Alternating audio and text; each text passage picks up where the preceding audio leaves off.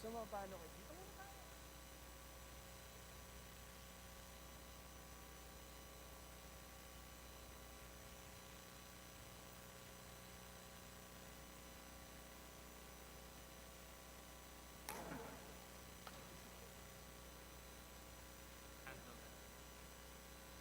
Hindi mo.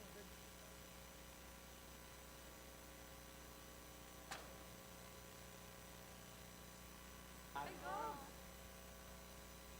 Good afternoon, Gog. Aba pa.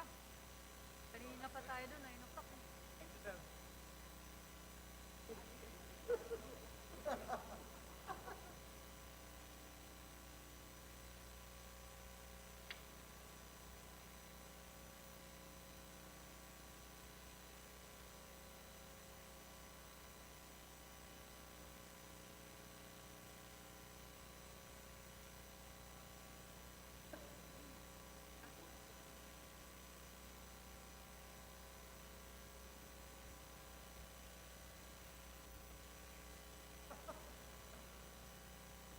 Ayun, isa.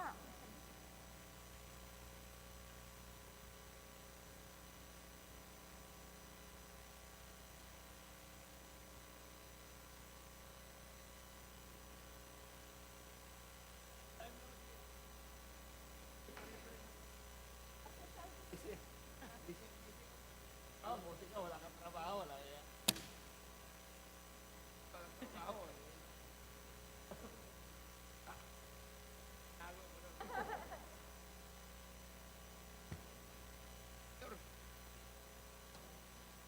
Pastor ka. Anak.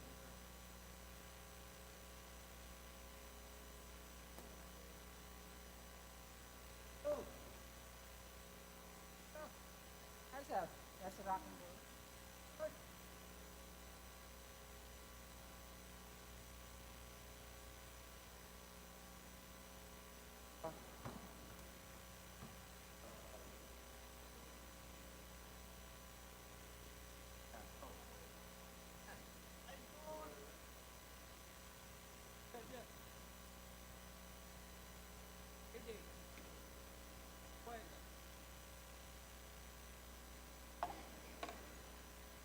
Ay, di ka. Hindi na kuha ng kiamay na. Parang mo. Appointment. Oh.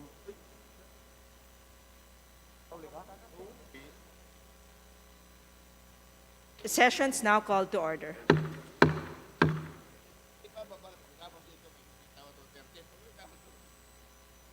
Everybody please rise for the singing of the national anthem. Bayang magiliw, perlas ng silanganan, alam ng puso, sa titik mo'y buhay. Lupang hinirang, duyan ka ng magiting, sa manlulupit, di ka pasisingil, sa dagat at bundok, sa simoy at sa langit mong bughaw, may nilang ang tula at awit sa paglayang minamahal. Ang kislap ng watawat mo'y tagumpay na nagdidinig, ang bituin at araw niya kailan pa may magdidilim. Lupa ng araw ng walang pagsinta, buhay ay langit sa atin mo. Aming ligaya dapat may mga ating at mamatay ng dahil sa'yo.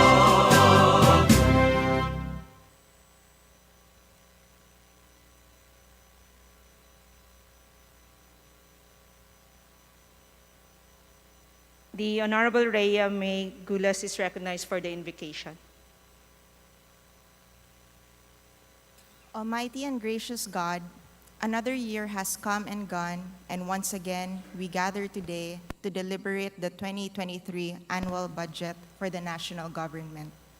We thank you for every seat that has been filled here, and may you bless every member of the House of Representatives with the knowledge and heart to accomplish what we were elected to do. As we gather to deliberate the important piece of legislation, Bless us with the foresight to address the needs of our constituents. Guide us in addressing the pressing issues of our community and also to create meaningful and important legislation through our continuous collaboration. As we continue to tackle this COVID-19 pandemic, give us the knowledge to create legislation that aims to improve the lives of Filipinos who were negatively affected by the 2-year ordeal. Also, spare us and our families from this dreaded sickness so that we can continue to serve our people. May you bless this administration of our beloved President Ferdinand Bongbong Romualdez Marcos Jr. We pray for his good health and good foresight in leading our country. Finally, may you guide our minds and hearts in doing what is right and just for our constituents, that we make legislation that will positively impact the lives of all Filipinos. This we ask in your most holy name. Amen. Majority Leader. Madam Speaker, I move that we call the roll of members. The Secretary General is directed to call the roll of members. Roll call of members. Honorable Representatives, Abalos, Abante, Abunda, Acharon, Asidre, Acop, Adyong, Advincula, Agaraw, Alba, Albano, Almario, Almonte, Alonte, Alvarez Jose, Alvarez Mercedes, Alvarez Pantaleon, Amante, Amatong, Angara, Aquino, Arbison, Arenas, Arrogancia, Asistio, Ataide, Omentado, Balindong, Barba, Barbers, Baronda, Barzaga, Baskug, Bautista, Bautista Lim, Benitez, Bernos, Biliones, Biron, Bolilia, Bondok, Bongalon, Bordado, Bosita, Briones, Brosas, Buhain, Bulot Begtang, Bustos, Cabredo, Cagas, Kahayon Uy, Calderon, Calixto, Campos, Kawagdan, Cardema, Cari, Castro Franz, Castro Jean, Celeste, Chan, Chato, Chua, Chungalaw, Ko Angelica Natasha, Ko Elizalde, Ko Pilar, Ko Juanco Jaime, Ko Juanco Mark, Colada, Coliantes, Corvera, Cruz Ambrosio, Cruz Ricardo, Cua, Quaresma, Dagook, Dalipe, Dalog, Dayang Hirang, Daza, De Jesus, De Venecia, Defensor, Del Mar, De Los Santos, Dimaporo Muhammad Khalid, Dimaporo City Amina, Dionisio, Domingo, Duavit, Duhali, Duterte, D. Faustino Ino, D. Faustino Michael, D. Ian Paul, Ecleo, Emano, Enciso, Enverga, Escudero, Espares, Espina, Estrella, Yudela, Farinas, Fernandez, Ferrer Antonio, Ferrer Juliet Marie, Flores, Fortes, Frasco, Fresnedi, Fuentebella, Galeos, Garcia Albert, Garcia Dante, Garcia Jose Arturo, Garcia Maria Angela, Garcia Pablo Jan, Garcia Vincent, Guardiola, Garin, Gasataya, Gatchalian, Gato, Go Ed Christopher, Go Mark, Goles, Gomez, Gonzaga, Gonzales Aurelio, Gonzales Neptali, Gonzales Sandro, Goriseta, Gico, Gintu, Gulyas, Gutierrez, Hagidorn, Haresco, Hataman, Hernandez, Herrera, Horibata, Javier, Ko Olga Ara, Ko Ricardo, Ko Wilton, Konghun, Labad-Labad, Lacson, Lacson Noel, Lagman, Lagon Daphne, Lagon Sani, Lara, Lazatin, Lee, Legarda, Libanan, Lim Kaichong, Loyola, Luistro, Lumayag,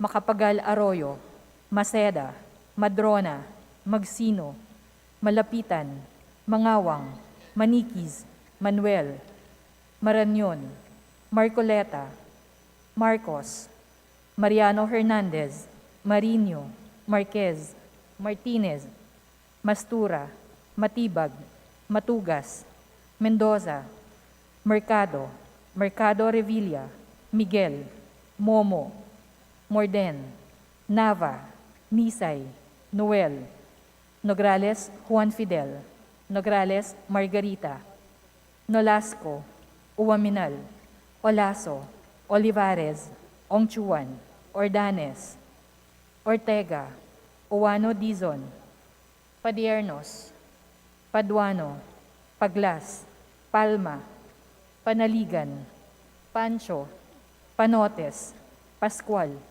Peña, Pimentel, Plaza, Pleito, Primicias Agabas, Pumaren, Puno, Kimbo, Rama, Recto, Rehencia, Revilla Brian, Revilla Ramon Jolo, Reyes, Rilio, Rivera, Robes, Rodriguez Eulogio, Rodriguez Rufus, Roman, Romero, Romualdez Ferdinand Martin, Romualdez Yeda Marie, Romualdo, Romulo, Roque, Sakdalan, Sagarbaria, Sakaluran, Salceda, Sali, Salimbangon, Salo, Salvame, Santos, Saulug, Silverio, Singson Richel, Singson Ronald, Singson Mihan, Solon, Soriano, Suwan, Suwansing Horacio,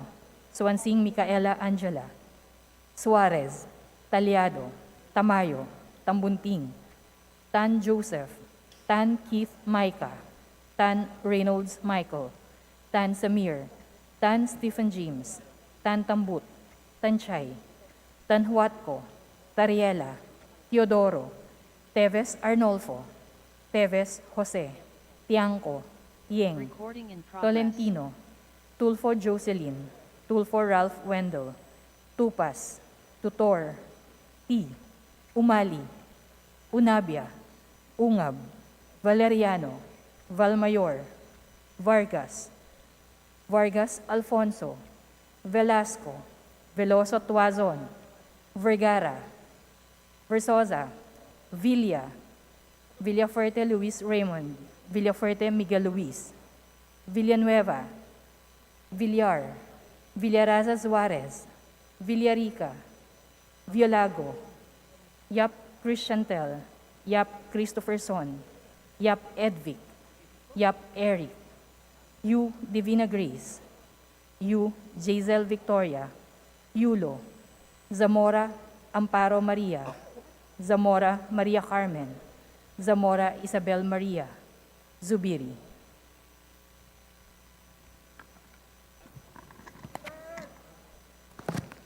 Madam Speaker, the roll call shows that 311 members responded to the call.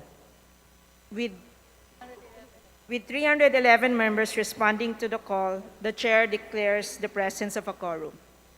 Majority Leader. Madam Speaker, I move that we approve Journal Number 14 and Journal Number 15 dated August 30 and August 31 respectively. So move, Madam Speaker. There's a motion to approve the journal. Is there any objection? The chair hears none. The motion is approved. Majority Leader. Madam Speaker, I move that we now proceed with the reference of business and request that the Secretary General be directed to read the title of the bills and resolutions on first reading, as well as communications and committee reports. The Secretary General is directed to read the titles of bills and resolution on first reading, as well as messages, communications, and committee reports.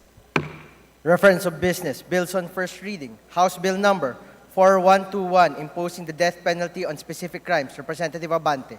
To the Committee on Justice. House Bill number 4123, establishing the Overseas Filipino Workers Hospital and OFW care centers in all DOH retained hospitals, Representative Salo. To the Committee on Health. House Bill number 4124, recognizing individuals, groups, and organs of society that promote and protect human rights and fundamental freedoms, providing protection, security, benefits, and welfare. Representative Salo. To the Committee on Human Rights.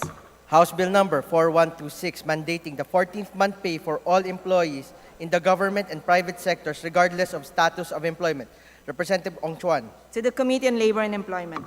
House Bill number 4127, prescribing the use of neo-ethnic Filipino textile in the academic regalia of all state universities and colleges. Representative Ong Chuan. To the Committee on Higher and Technical Education.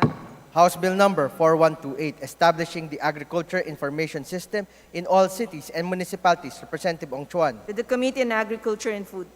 House Bill number 4129, establishing Apex Hospital in every region of the country. Representative Ong Chuan. To the Committee on Health. House Bill number 4130, declaring April 7 of every year as Barangay Health Workers Day to be known as BHW Day. Representative Ong Chuan. To the Committee on Local Government. House Bill number 4131, prohibiting the active use and display of commercial billboards during typhoons. Representative Ong Chuan. To the Committee on Disaster Resilience. House Bill number 4132, requiring government agencies to indicate the blood type of individuals on their identification cards, certificates, and licenses. Representative Ong Chuan. To the Committee on Health. House Bill number 4133, authorizing the COMELEC to use and implement an automated and online system for voter registration. Representative Ong Chuan. To the Committee on Suffrage and Electoral Reforms. House Bill number 4134, creating the Community Health Worker Education and Training Program, increasing compensation and other benefits for barangay health workers. Representative Ong Chuan. To the Committee on Local Government. House Bill number 4135, creating anti-drug abuse councils in all provinces, cities, municipalities, and barangays throughout the country. Representative Ong Chuan. To the Committee on Dangerous Drugs. House Bill number 4136, providing for early voting for qualified senior citizens and PWDs in national and local elections. Representative Ong Chuan. To the Committee on Suffrage and Electoral Reforms. House Bill number 4137, establishing the e-government. Representative Ong Chuan. To the Committee on Information and Communications Technology. House Bill number 4138, establishing the Philippine Electronic Health or e-health system and services in support of universal health care. Representative Ong Chuan. To the Committee on Health. House Bill number 4139, encouraging corporate social responsibility. Representative Ong Chuan. To the Committee on Trade and Industry. House Bill number 4140, establishing information and communications technology hubs nationwide. Representative Ong Chuan. To the Committee on Information and Communications Technology. House Bill 4141, creating a system of partnerships between local governments and civil society organizations throughout. House Bill 4144, exempting from income taxation the honoraria, allowances, and other financial benefits of persons regarding service during an election period. Representative Ong Chuan. To the Committee on Ways and Means. House Bill 4145, establishing evacuation center in every city and municipality. Representative Ong Chuan. To the Committee on Disaster Resilience. House Bill number 4146, strengthening the right of government to expropriate lands for socialized housing. Representative Ong Chuan. To the Committee on Housing and Urban Development. House Bill number 4147, providing for the modernization of public health emergency preparedness and response capabilities, establishing the Center for Disease Prevention and Control. Representative Ong Chuan. To the Committee on Health. House Bill 4148, extending the life of the Philippine Aerospace Development Corporation by another 50 years. Representative Ong Chuan. To the Committee on Government Enterprises and Privatization. House Bill 4149, promoting food forest gardening. Representative Ong Chuan. To the Committee on Agriculture and Food.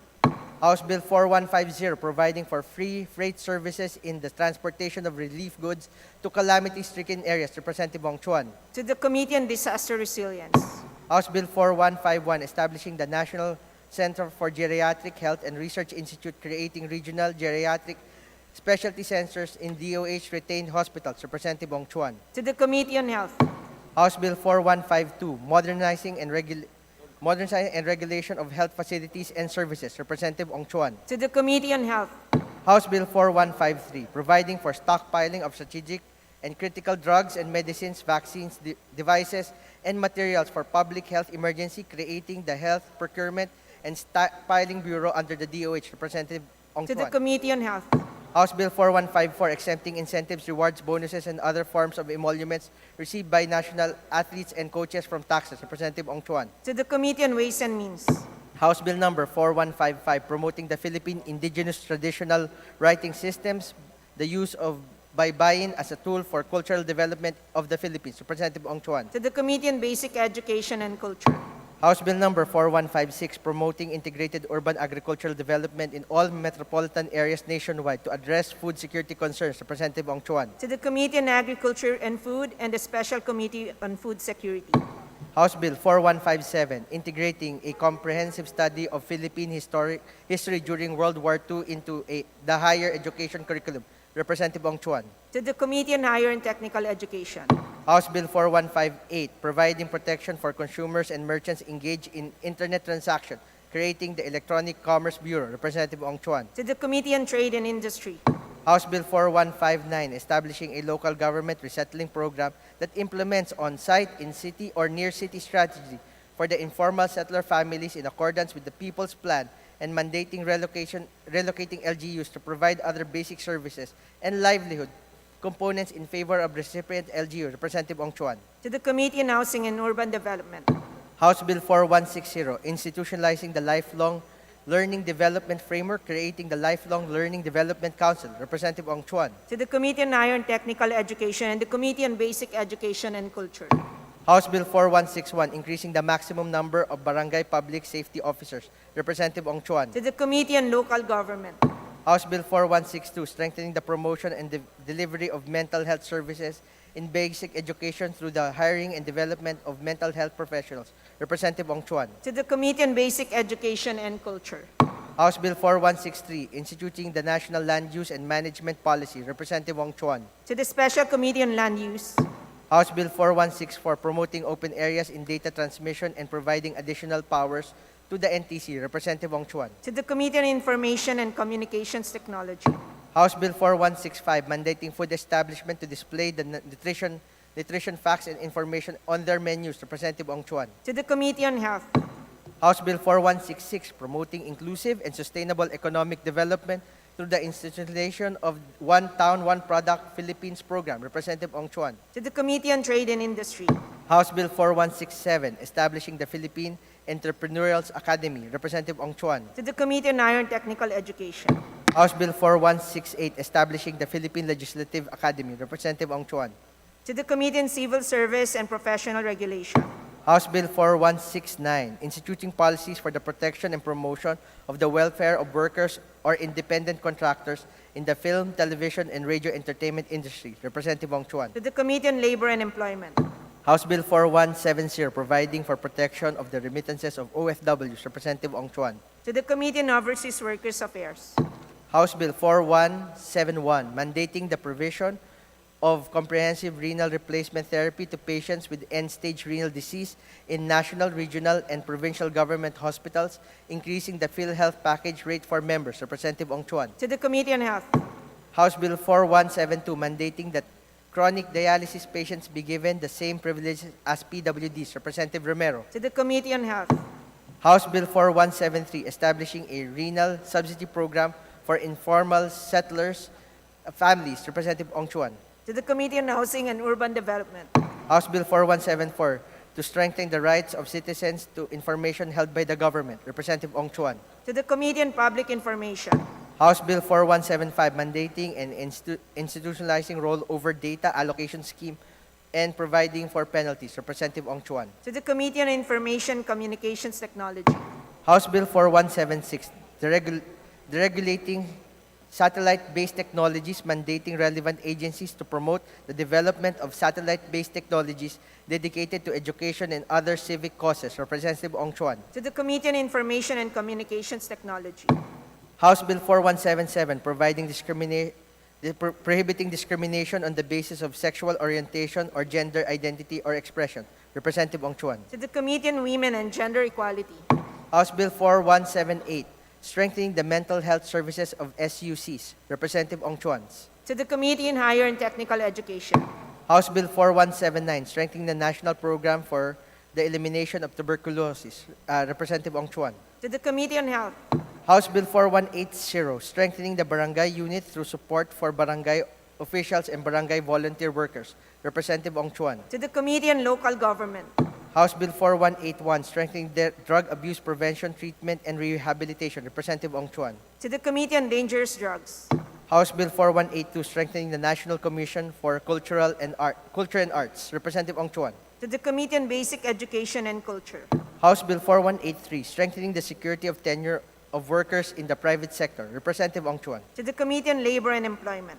House Bill 4184, expanding the coverage of the tertiary education subsidy. Representative Ong Chuan. To the Committee on Higher and Technical Education.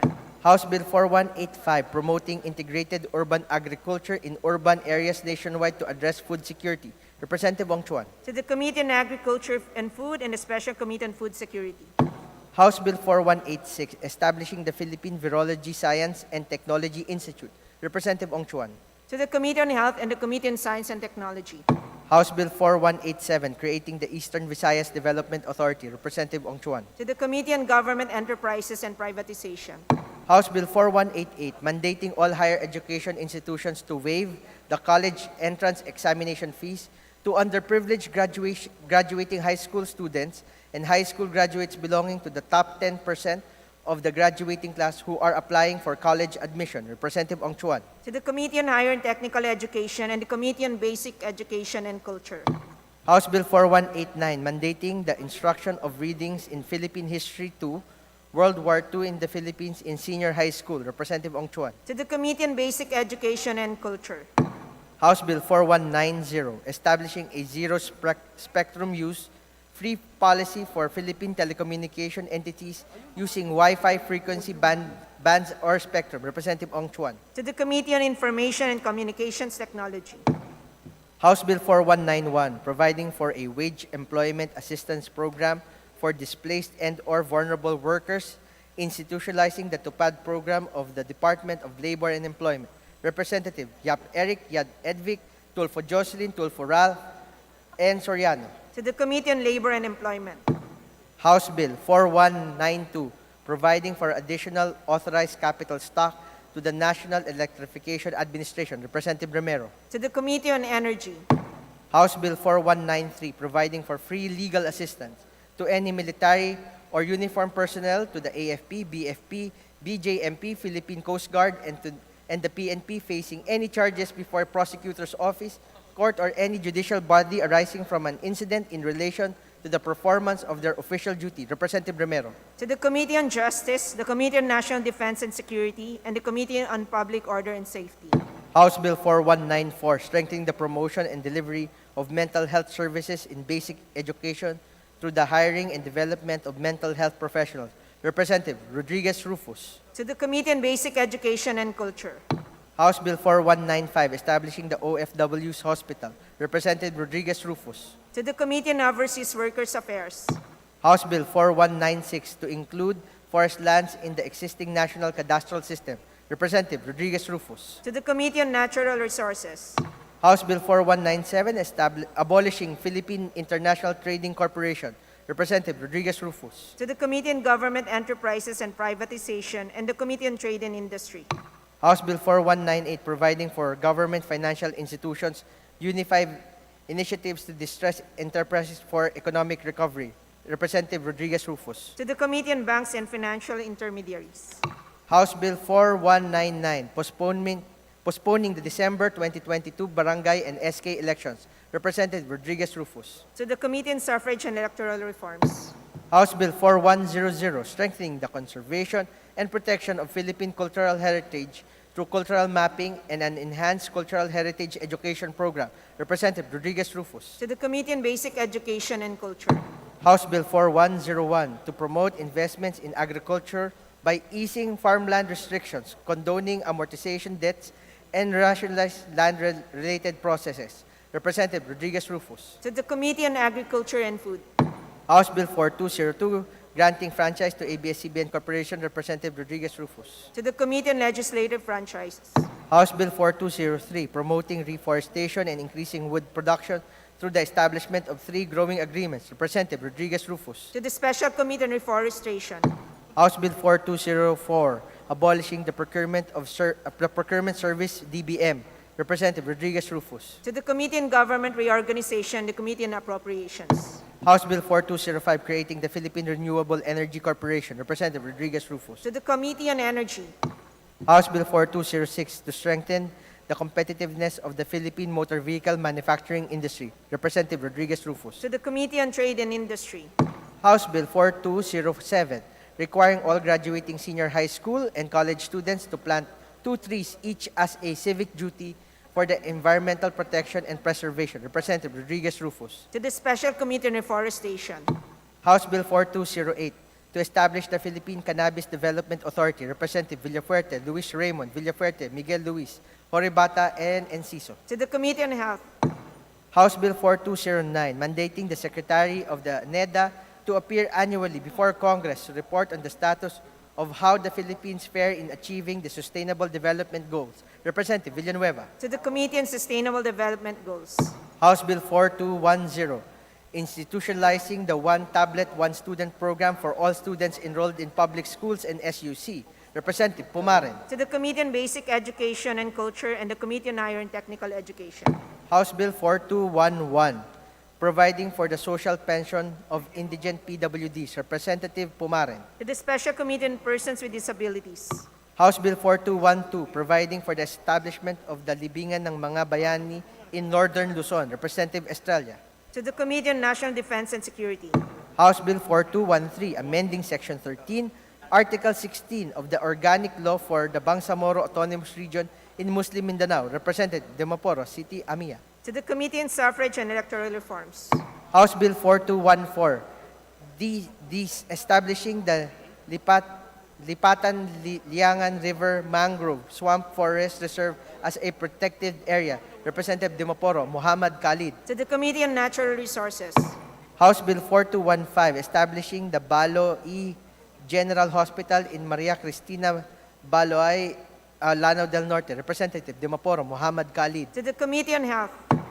House Bill 4216, establishing the Mindanao State University Matugao Campus in Matungao, Lanao del Norte, Representative Demaporo Muhammad Khalid.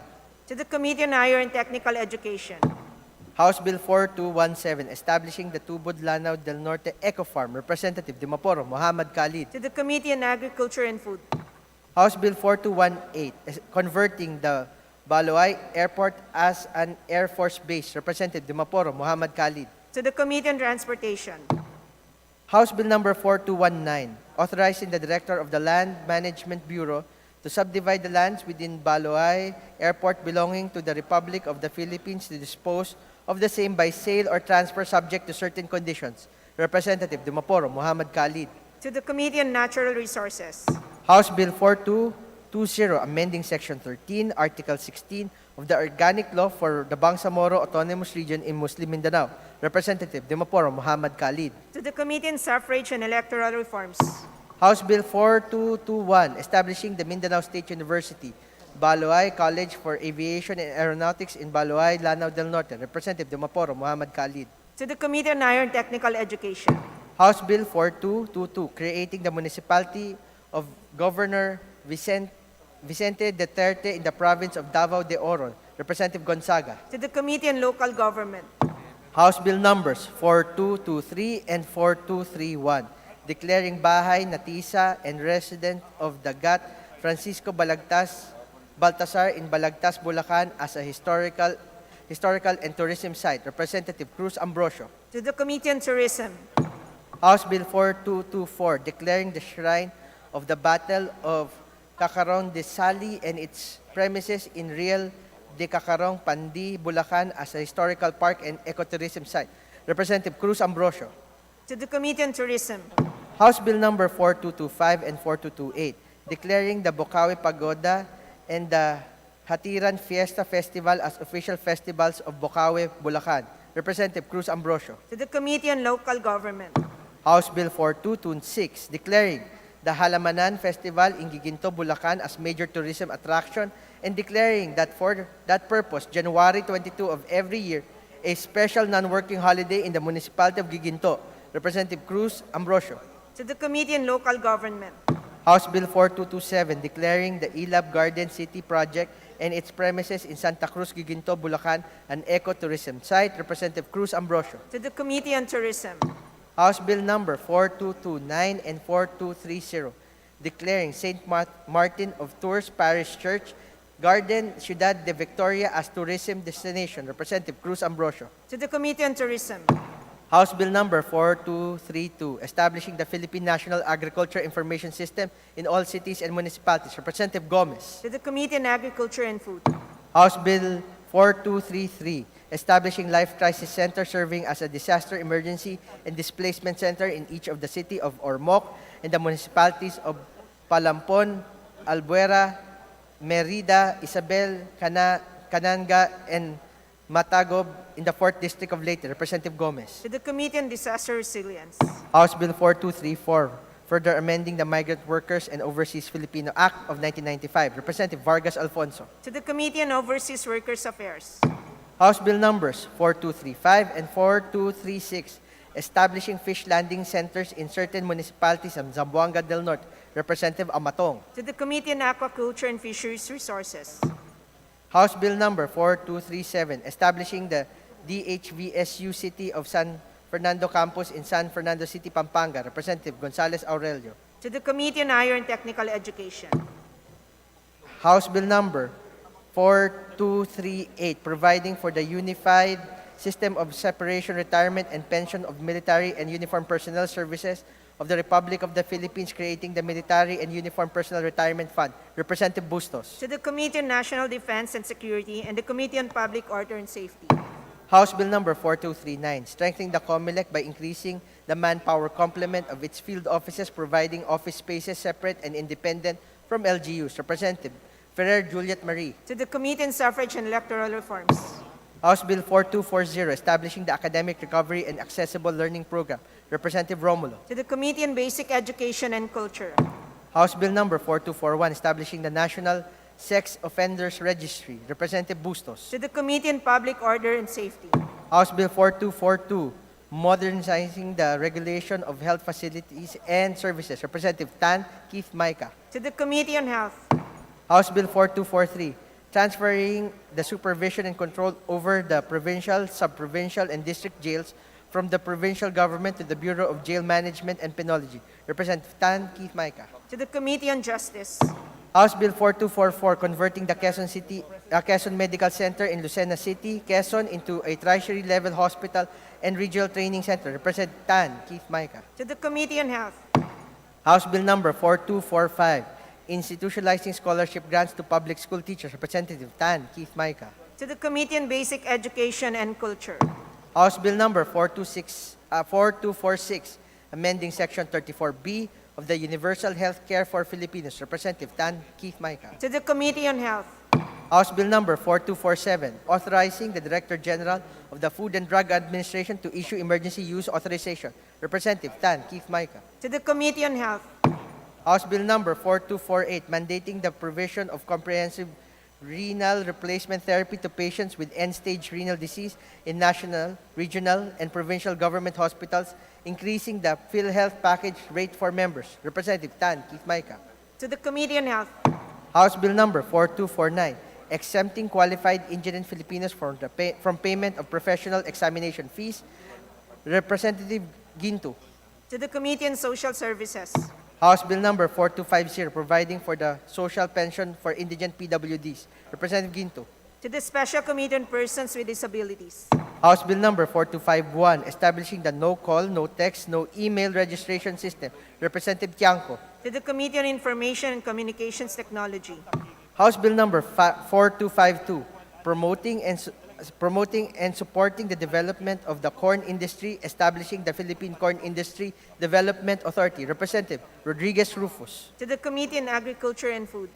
House Bill number 4253, converting the As Laurel Memorial General Hospital in Tanawan City, Batangas into a general hospital. Representative Colyantes. To the Committee on Health. House Bill number 4254, declaring the province of Misamis Oriental a tourist development area. Representative Emano. To the Committee on Tourism. House Bill 4255, providing for the mandatory appointment of tourism officers in the provinces, cities, and municipalities. Representative Magsino. To the Committee on Local Government. House Bill number 4256, to expedite the process of repatriation of Filipino migrant workers. Representative Magsino. To the Committee on Overseas Workers Affairs. House Bill number 4257, providing for the protection of the remittances of OFWs. Representative Magsino. To the Committee on Overseas Workers Affairs. House Bill 4258, providing for government financial institutions unified initiatives to distress enterprises for economic recovery. Representative Lara. To the Committee on Banks and Financial Intermediaries. House Bill 4259, increasing the private sector participation in the infrastructure industry. Representative Tambunting. To the Committee on Public Works and Highways. House Bill 4260, to reform the budget process by enforcing greater accountability in the public financial management, promoting fiscal sustainability, upholding Congress's power of the purse, instituting an integrated PFM system, and increasing budget transparency and participation. Representative Tambunting. To the Committee on Appropriations. House Bill number 4261, institutionalizing the transition of the government to e-governance in the digital age. Representative Tambunting. To the Committee on Information and Communications Technology. House Bill 4262, establishing the e-government. Representative Tambunting. To the Committee on Information and Communications Technology. House Bill 4263, amending Section 28 of the IPIRA of 2001. Representative Tambunting. To the Committee on Energy. House Bill 4264, providing for government financial institutions unified incentive to distress enterprises for economic recovery. Representative Tambunting. To the Committee on Banks and Financial Intermediaries. House Bill 4265, promoting consumers and merchants engage in internet transaction, creating the e-commerce bureau. Representative Tambunting. To the Committee on Trade and Industry. House Bill 4266, instituting the medical reserve score. Representative Tambunting. To the Committee on Health. House Bill 4267, developing the Philippines national gas industry. Representative Tambunting. To the Committee on Energy. House Bill 4268, amending and replacing certain sections of the National Internal Revenue Code of 1997. Representative Tambunting. To the Committee on Ways and Means. House Bill 4269, instituting reforms in the real property valuation and assessment in the Philippines, reorganizing the Bureau of Local Governance Finance. Representative Tambunting. To the Committee on Government Reorganization. House Bill 4270, establishing the Philippine Virology Science and Technical Institute. Representative Tambunting. To the Committee on Health and the Committee on Science and Technology. House Bill numbers 4271, 4272, and 4273, establishing heart, kidney, and lung centers in Ormoc City. Representative Gomez. To the Committee on Health. House Bill number 4274, providing for government financial institutions unified incentives to distress enterprises for economic recovery. Representative Villafuerte, Luis Raymond, Villafuerte, Miguel Luis, Horibata, and Enciso. To the Committee on Banks and Financial Intermediaries. House Bill number 4275, creating a Class D district office of the LTO in Nabua, Camarines Sur. Representative Villafuerte, Luis Raymond, Villafuerte, Miguel Luis, Horibata, and Enciso. To the Committee on Transportation. House Bill number 4276, providing stronger measures to preserve agricultural land and regulate its conservation for non-agricultural purposes. Representative Villafuerte, Luis Raymond, Villafuerte, Miguel Luis, Horibata, and Enciso. To the Committee on Agrarian Reform. House Bill number 4277, prohibiting discrimination on the basis of sexual orientation and gender identity or expression. Representative De Venecia. To the Committee on Women and Gender Equality. House Bill number 4278, providing for the development and protection of the Philippine handloom weaving industry. Representative De Venecia. To the Committee on Trade and Industry. House Bill number 4279, promoting food forest gardening. Representative De Venecia. To the Committee on Agriculture and Food. House Bill number 4280, 4289, establishing TESDA training assessment centers in certain municipalities of Camarines Sur. Representative Villafuerte, Luis Raymond. To the Committee on Higher Technical Education. House Bill number 4290, granting franchise to ABS-CBN Corporation. Representative Bernardo. To the Committee on Legislative Franchises. House Bill number 4291, instituting the National Land Use Policy. Representative Macapagal Arroyo. To the Special Committee on Land Use. House Bill number 4292, establishing a satellite campus of the of the Visayas State University in Hilongos Leyte, Representative Kari. To the Committee on Higher and Technical Education. House Bill 4293, establishing the Philippine Ear, Nose, and Throat Center, Representative Romualdo. To the Committee on Health. House Bill number 4294, providing for a free and culture-sensitive system of registration concerning the civil status of indigenous people, Representative Brosas, Castro France, and Manuel. To the Committee on Indigenous Cultural Communities and Indigenous People. House Bill number 4295, granting survivorship benefits to the surviving legitimate spouse of a deceased chairperson, commissioner of or labor arbiter of the National Labor Relations Commission, Representative Nograles, Margarita Ignacia. To the Committee on Labor and Employment. House Bill number 4296, creating a mandatory position for a human resource management officer in each municipality, city, and province, Representative Nograles, Margarita Ignacia. To the Committee on Local Government. House Bill number 4297, protecting senior citizens from abuses and violence, defining elder abuse and prescribing penalties therefore, Representative Morden. To the Special Committee on Senior Citizens. House Bill 4298, promoting entrepreneurship by establishing a socialized microfinancing program for micro-enterprises through the Pondo sa Pagbabago at Pag-Asenso program, Representative Unabia. To the Committee on Micro, Small, and Medium Enterprise Development. House Bill 4299, requiring the registration of all users of prepaid subscriber identity module cards, Representative Almario. To the Committee on Information and Communications Technology. House Bill 4300, separating the Bolonoy National High School, Gaas National High School Extension in Gaas, Balamban, Cebu from the Bolonoy National High School, converting it into the Gaas National High School, Representative Garcia Pablo John. To the Committee on Basic Education and Culture. House Bill 4301, allocating additional funds for the Universal Healthcare Act, Representative Reyes. To the Committee on Games and Amusements. House Bill 4302, creating additional divisions of the Court of Appeals, increasing the number of Court of Appeals justices from 69 to 78, Representative Suarez. To the Committee on Justice. House Bill 4303, mandating the establishment of agricultural trading centers in every province, Representative Benitez. To the Committee on Agriculture and Food.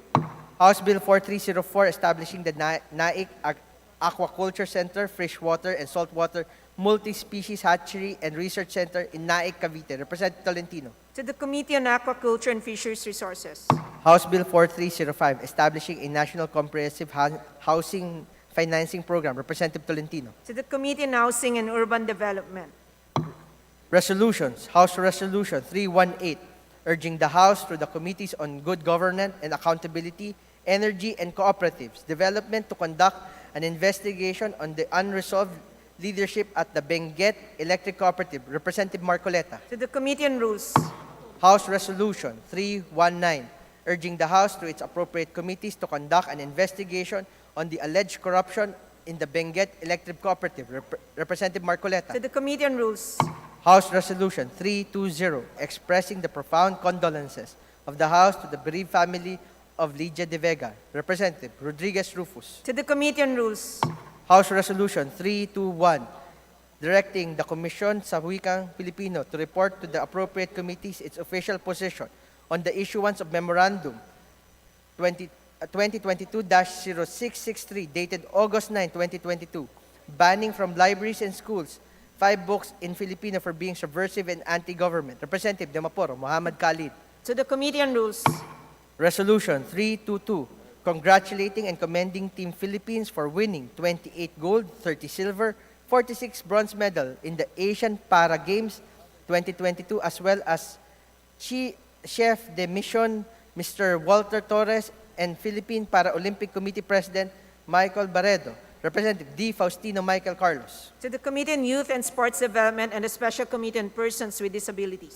House Resolution 323, directing the appropriate committee to conduct an inquiry into the massive tech scams offering fake jobs, investment, and other schemes victimizing thousands of Filipinos. Representative Agarao. To the Committee on Rules.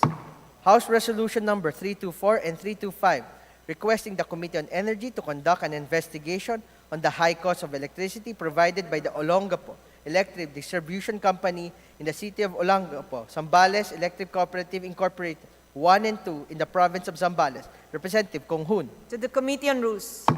House Resolution 326, calling for the immediate investigation on the status and operations of the National Commission on Senior Citizens. Representative Ordanes. To the Committee on Rules. House Resolution 327, calling for the House and its appropriate committee to conduct an investigation on the extremely deficient service of telcos and internet providers. Representative Suarez. To the Committee on Rules. Resolution of both Houses 4, proposing amendments to certain restrictive economic provisions in the 1987 Constitution of the Republic of the Philippines, specifically Article 9, 14, and 16 thereof. Representative Tambunting. To the Committee on Constitutional Amendments. Resolutions of both Houses 5, proposing amendments to certain provisions of the 1987 Constitution of the Republic of the Philippines, specifically Article 7 thereof. Representative Tambunting. To the Committee on Constitutional Amendments. Communication, letter dated August 23, 2022 of the BSP Deputy Director, Office of the General Counsel, Legal Services, transmitting to the House of Representatives a duly certified copy of Circular Letter CL 2022-066 dated 17 August 2022. To the Committee on Banks, Financial Intermediaries. Committee report number 27, submitted by the Committee on Ways and Means on House Bill number 4339. To the Committee on Rules. Additional reference of business, resolutions. House Resolution number 328, commending the Toril Community Cooperatives for its exemplary contribution to community building and cooperative development. Representative Espares. To the Committee on Cooperatives Development. House Resolution number 329, commending the Bohol Community Multipurpose Cooperative for its outstanding contribution to community building and cooperative development by Representative Espares. To the Committee on Cooperatives Development. House Resolution number 330, commending St. Martin of Tours Credit and Development Cooperative for its outstanding contributions to the cooperative development and remarkable achievements in poverty alleviation, economic growth, sustainable development, and nation building by Representative Espares. To the Committee on Cooperatives Development.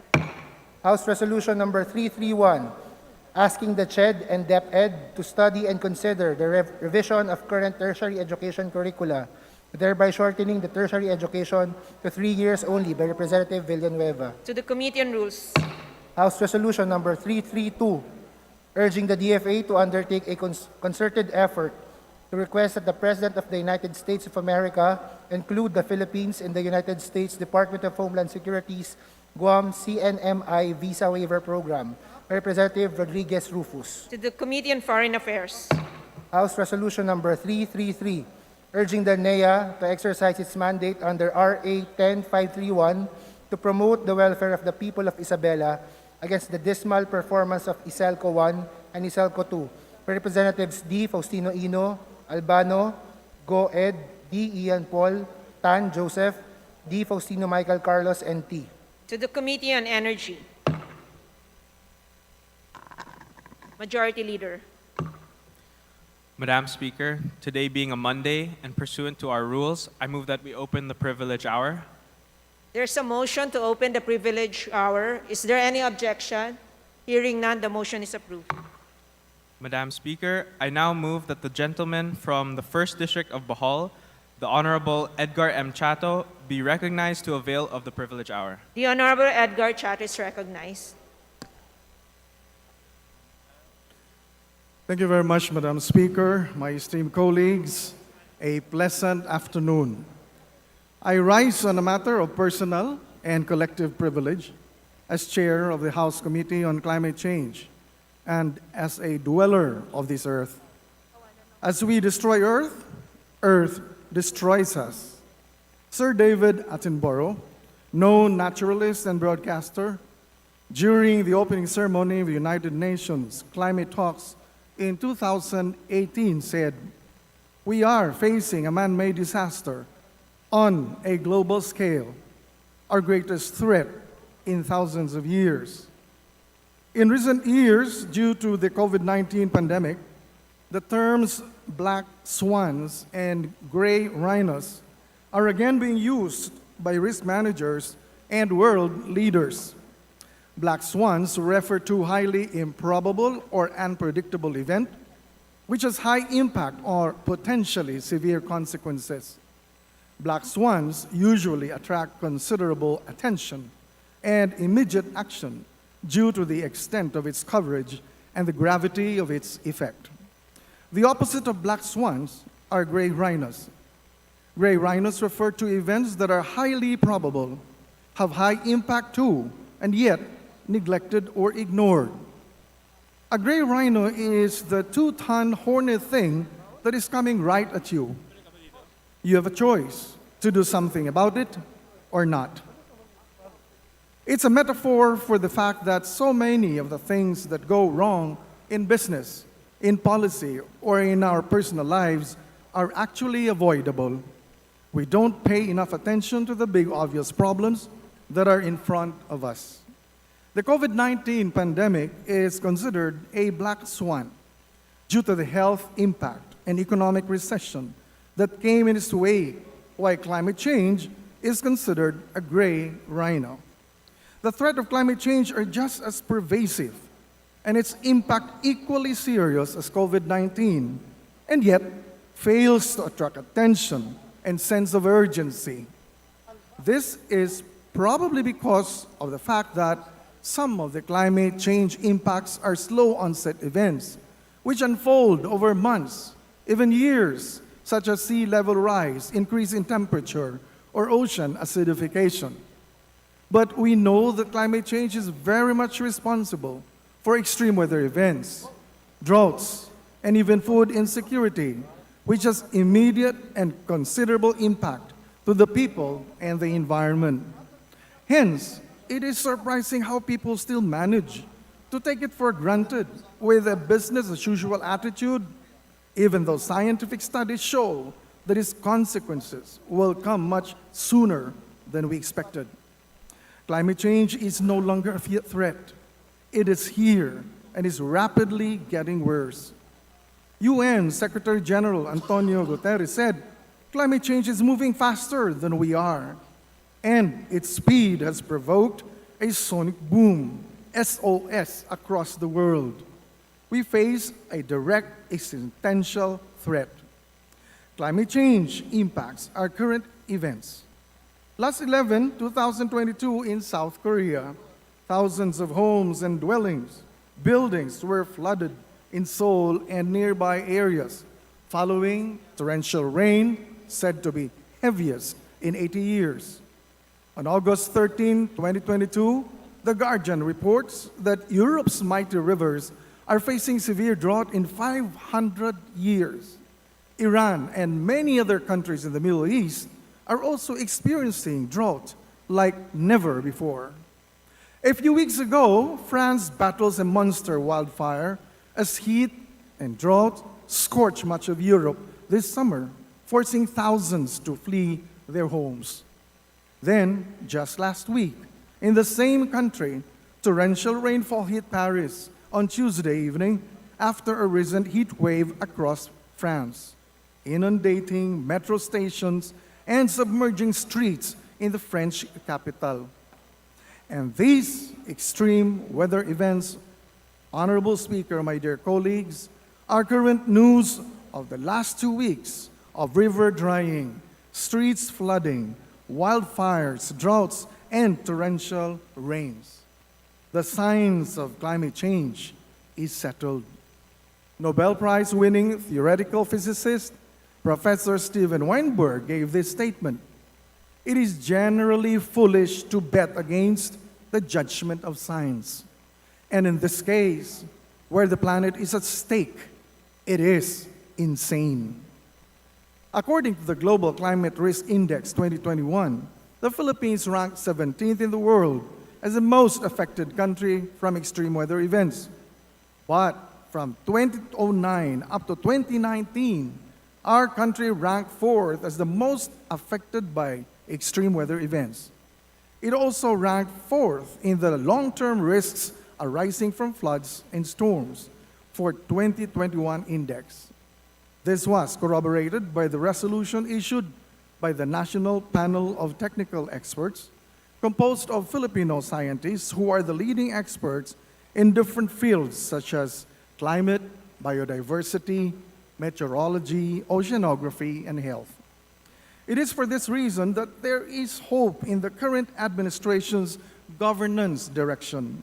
His Excellency President Ferdinand Marcos Jr., first ever State of the Nation address, not only discussed in fleeting, but dedicated a whole section of climate change as a priority agenda, a first in a SONA.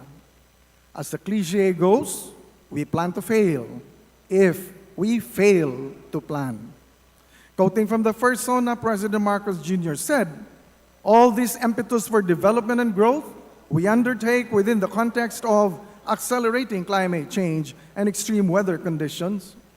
Though we are a minor contributor to climate change globally, we have the unfortunate distinction of being one of the most vulnerable countries to the effects of climate change. For the welfare of our people, it is incumbent upon us to alleviate the effects of that vulnerability." As for specific plans, the President mentioned the following priorities for climate change: use of renewable energy as top in the climate agenda, capacity building for natural disaster resiliency, investment in science and technology for accurate weather forecasts and on-time decision disaster alerts, disaster-proof planning and communities, revisiting freshwater supply systems for rehabilitation and improvement, and possible partnerships with the private sector. To top it off, the President said, "We are and we have the responsibility to preserve this earth, for we are but custodians, and we will pass on this treasure to future generations." There is no question that the preservation of the environment is the preservation of life. If we cannot mitigate climate change, the President said, all our plans for the economy, for our future, will be for naught. Indeed, as retired General Wellesley Clark, speaking on climate change, the next challenge for national security aptly said, "The political and economic map of the world simply cannot cope with these stresses without real change in the way nations plan, govern, and commit resources." There is really an elephant in the room. If we want to address climate change, we have to change our paradigms. Simply, there is no real change if we fail to integrate the climate agenda in the way we do our policies, plans, and programs. A day after the SONA, I was named chair of the House Committee on Climate Change, the second time I take its helm. I take my election with elation and humility, as the environment is an agenda that is always within the centerpiece of my governance, legislative, and public service portfolio. During the last Congress, this august chamber passed on November 25, 2020, the landmark House Resolution number 123, the country's first national declaration of climate and environmental emergency. While there were 4 previous local declarations of climate emergency and a recent declaration by the City Council of Makati last August 5, 2022, it was the House of Representatives during the 18th Congress which sounded the clarion call and declared a climate emergency on a national level. Among the resolutions adopted in the House resolutions are as follows: encouragement of climate urgency at the center of all policy decision-making from local to national level. 2, encouragement of local governments to issue climate change declarations within their respective jurisdictions. 3, calling on the use of renewable and sustainable energy, as well as calling on the adoption of no to coal or no to new coal policies. Enforcement of existing environmental laws and international agreements in the light of the climate and environmental emergency. And 5th, encouragement on the convergence of efforts towards strengthening data science, technology development, and research. As an international shared concern, we also note of recent significant developments on the climate change in the global arena. Some of them are as follows. There is an increasing number of declarations of climate emergency among nations. The United Nations General Assembly adopts a historic resolution on July 28, 2022, declaring access to a clean healthy, and sustainable environment a universal human right. Hence, opens to accountability practices who have significant contribution to climate change. Last August 16, 2022, the United States of America makes history by passing the Inflation Reduction Act of 2022. The law recognizes the urgent need to address climate crisis and is most significant clean energy and climate legislation in the history of the U.S. It further puts the U.S. within reach of its international commitments. This is game-changing for the people and nature in the U.S. and beyond, as this commits significant resources of the world's largest cumulative carbon emitter to address the climate change crisis head-on. Last week, the Manila Observatory convenes the South Asian Regional Workshop on Loss and Damage. This is historic because of the longest time, mitigation and adaptation are the only thematic framework for climate change. Recently, loss and damage was institutionalized as the third pillar of international climate policy. This is an affirmation of the historical, practical, and moral responsibilities of nations in relation to their contribution to global warming, the countries adversely affected by the phenomenon's impacts. It is time to make them accountable. In December 2015, the Commission on Human Rights in the Philippines launched a landmark inquiry on climate change in response to a petition filed by Greenpeace Southeast Asia and individual petitioners from across the country. The petition asked the Commission to examine the impacts of climate change on the human rights of Filipino people, to consider the role of 47 major fossil fuel producing companies in driving the climate crisis, obstructing climate action, and contributing to resulting climate harms. On May 6, 2022, the Commission released its final report on that nearly 7-year inquiry. The report, which has been hailed as Filipinos' gift to the world, warns if the international community proceeds with a business-as-usual approach to climate change, the Filipino experience of deprivation of fundamental rights will become the norm in many nations, or even worse. This report is a tangible result of the Filipinos' efforts and show that the Philippines is at the forefront of climate justice movement. The Department of Education is also very proactive in integrating climate change education through programs, projects, and activities aligned with the K-12 curricula in relation to Republic Act 9729 or the Climate Change Act. On the other hand, some of our government agencies at the national level and civil society organizations have started meaningful collaborations for mitigation and adaptation.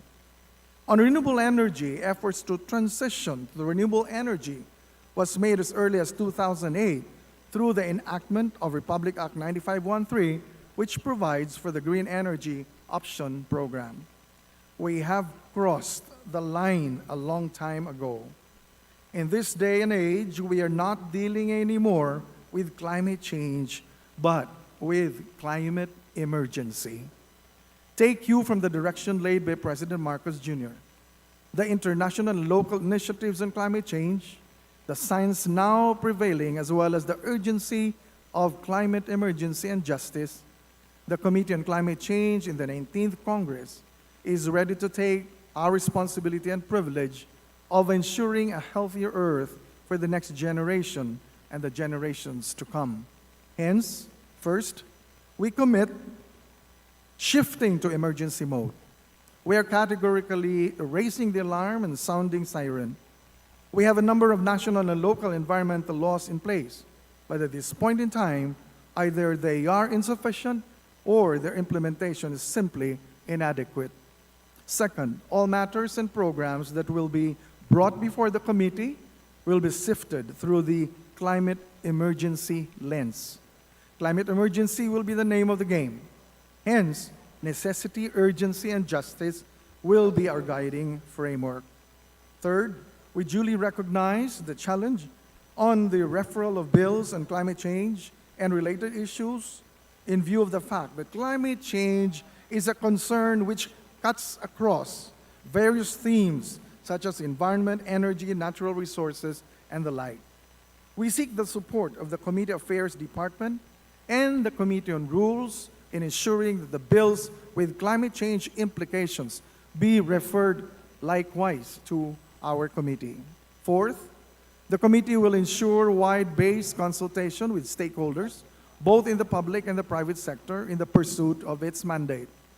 The committee will engage closely with the Climate Change Commission, as well as the local government units through the DILG, and work within the framework of interagency collaboration, as mandated under the Climate Change Act.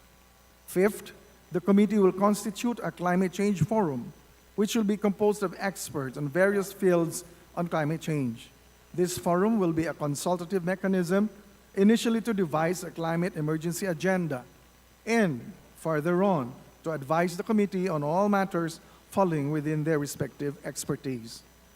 Six, we seek the support of the House leadership to allow the convening of the Joint Congressional Oversight Committee on Climate Change to monitor compliance with the Climate Change Act and relevant laws, and in the process include review of existing laws for possible amendments or proposal for new legislation. Seventh, we will cooperate and push for a climate change summit in accordance with Proclamation 1667, providing for a Global Warming and Climate Change Consciousness Week. And finally, we will also be ensuring that climate financing works solely towards programs on climate change and be accessible to qualified beneficiaries and partner stakeholders. With the budget season at hand, this is the most appropriate time to ensure that the 19th Congress passes a climate change sensitive and responsive budget for the year 2023. I would like to end this statement again by UN Secretary General Antonio Guterres. What we are doing, which means our money, to boost hurricanes, to spread droughts, to melt glaciers, and bleach corals, in one word, to destroy the world. Come to think of it, the statement is bitterly true.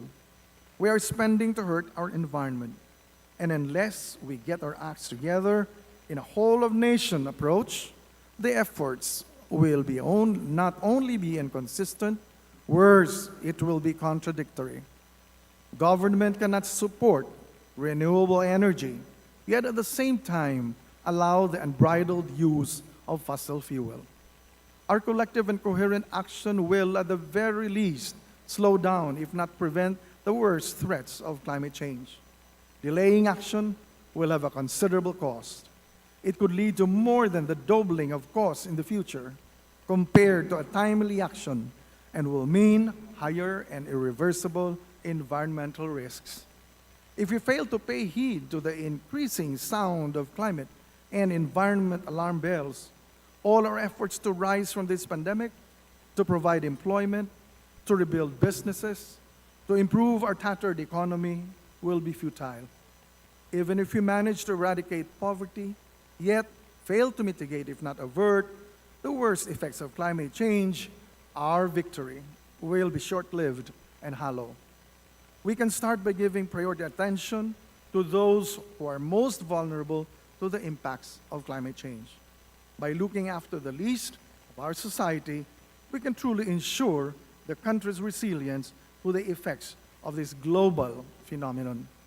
With the able leadership and the very dynamic members of the House of Representatives in the 19th Congress, I have full confidence that we will rise together for the cause of climate emergency. Daghang salamat. Thank you very much, and good day. Majority Leader. Madam Speaker, I move that we recognize the gentleman from the 3rd District of Iloilo, the Honorable Lorenz R. Defensor, for his interpellation. The Honorable Lorenzo Defensor is recognized. Thank you, Madam Speaker. May I know if the statesman from Bohol would yield to some questions and a manifestation from this representation? My pleasure, Madam Speaker. Madam Speaker, I would like to thank the Honorable Chato for raising our climate emergency, especially considering that the Philippines is ranked fourth as one of the most vulnerable countries due to climate change and global warming. But this is also a chance for me to compare our data such that we can address the cause of climate change and global warming. May I know if the gentleman from Bohol will agree with me that there is a direct correlation between the rise in carbon emissions and temperature that causes global warming? Yes or no? Yes, Madam Speaker. That's correct, Madam Speaker. May I know from the good gentleman, if based on his data, how much is the total emissions of greenhouse gases released annually worldwide? Would the gentleman from Bohol know? I have no data in my hand as of the moment.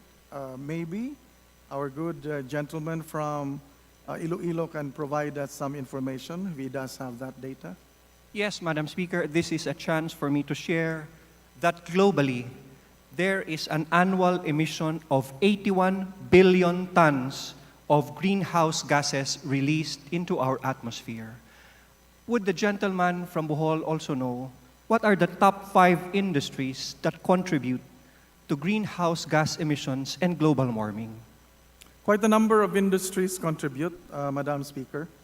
And this, of course, covers manufacturing businesses and those that are providing and using fossil fuels, including what we call the generation coming from the 7, the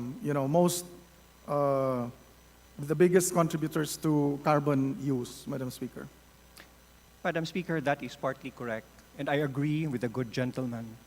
But according to the very authoritative book, How to Avoid a Climate Disaster, by no less than Bill Gates, published this year, 2022, the top 5 industries worldwide that contribute to global warming and the release of greenhouse gases are as follows: 31% in the production of steel, cement, and plastics, 27%, or number 2, in the production of electricity and energy, number 3, 19% in agriculture and plants, number 4, 16% in transportation, buses, cars, airplanes, and 7% for cooling and heating.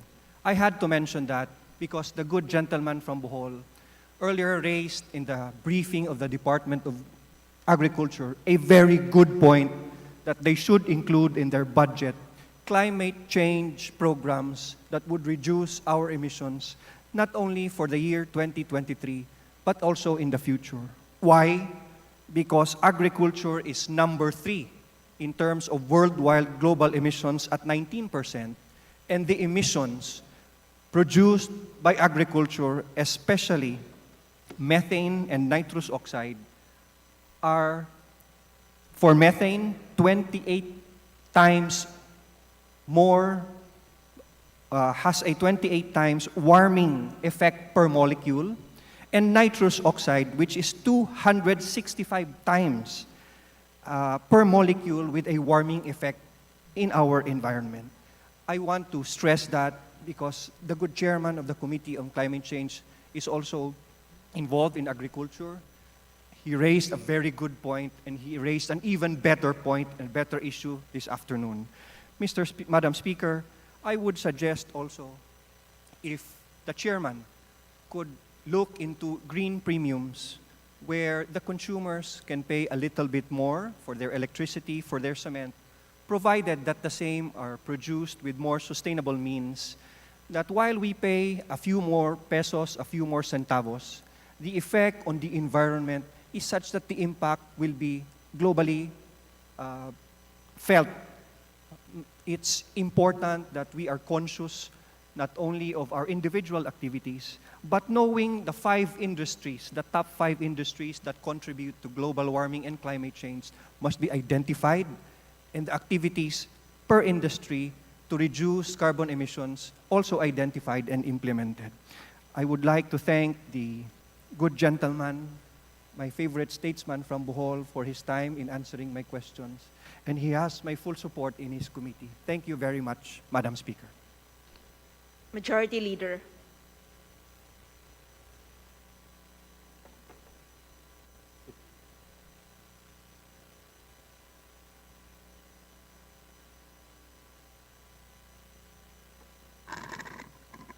Madam Speaker, as there seems to be no further interpolations, I move that we refer the speech of the Honorable... Madam Speaker, I move that we recognize the gentleman...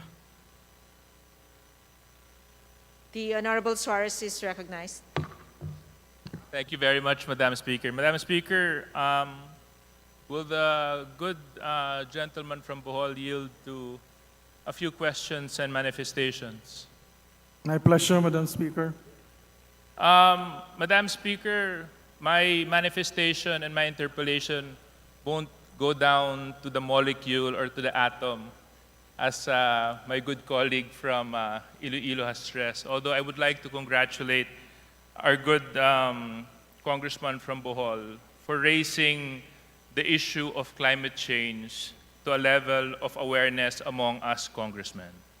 As we all know, recently our country has been hit by numerous typhoons. And recently, as we look at the global perspective, we see droughts in areas that don't usually experience droughts. We see wildfires in areas that don't usually are hit by wildfires. Europe is experiencing a heat wave. China is experiencing droughts in the rivers. And it is really apparent that we need to push forward the topic of climate change into the agenda to make sure that the policies and programs we implement are sensitive. So I would like to commend our good legislator from Bohol for raising this issue. Now my question is, Madam Speaker, is we as a country may behave and be climate conscious, but if the other countries do not behave and do not follow the climate change agenda, how sure are we that the Philippines will remain protected from the onslaught of global warming and climate change, Madam Speaker? Madam Speaker, thank you very much to Congressman Suarez for the question as well as the manifestation. I am very, very interested to take note and stress here that globally there is a united effort to move towards addressing the climate change. But there has really been difficulty in implementing certain agreements at the international level, especially coming from the developed nations. Ironically, the developed nations are the most, or has the highest contribution to global warming than developing countries like the Philippines. And that is where not only mitigation and adaptation are now the languages being talked about by advocates of climate change and climate emergency, but also loss and damage. Because loss and damage are very, very important. In fact, it's called the third pillar, precisely to be able to generate the commitments of these developed nations. All countries signatory to the Paris Agreement has what they call nationally determined contributions, where in measurable terms, these countries should be able to contribute to the reduction of global warming and emissions. And this is supposed to be committed and, of course, addressed by the nations concerned. Our country is trying to also comply with that.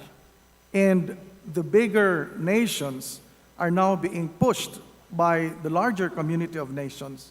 And what was very inspiring is the latest move of the United States, which is one of the biggest contributor to climate change, when they passed the most recent legislation and law that addresses on climate change, global warming, and reduction of fossil fuel use. That particular law is also one of the subject matter of the delegation from the U.S. when they came to the Philippines, and they emphasized, especially the delegation from the Senate and the Congress, of their commitment in this regard. So we have to continue advocating for climate justice. And I think that should be the theme of the Philippines: climate emergency and climate justice. Make sure that their commitments are complied with, especially on the area of how they can address and, of course, give support to countries that are at the topmost level of vulnerability because of global warming.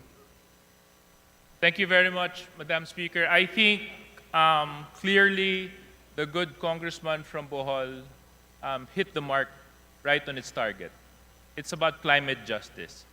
It's having the countries be accountable for the damages that they create and to the damages that they cause, but the damages that they do not feel.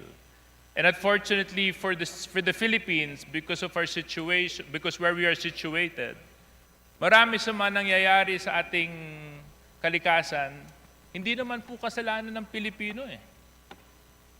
Kaso lang, pagdating sa tama ng bagyo, pagtaas ng tubig, ang kawawa Pilipino. At malimit, ang kawawa ay yung mga mahihirap na Pilipino.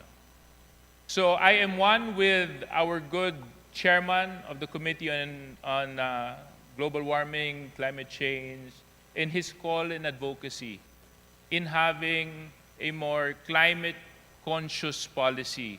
But furthermore, I am one with him in calling for a global climate justice to be implemented so that we can make sure that we are not only preserving, protecting our environment, but we are also preserving and protecting a quality of life for the Filipino and for the next generation. So I want to manifest, Madam Speaker, my full and unconditional support to the position of Congressman Chato on this matter. Maraming salamat. Thank you very much, Madam Speaker, and let me just make a manifestation.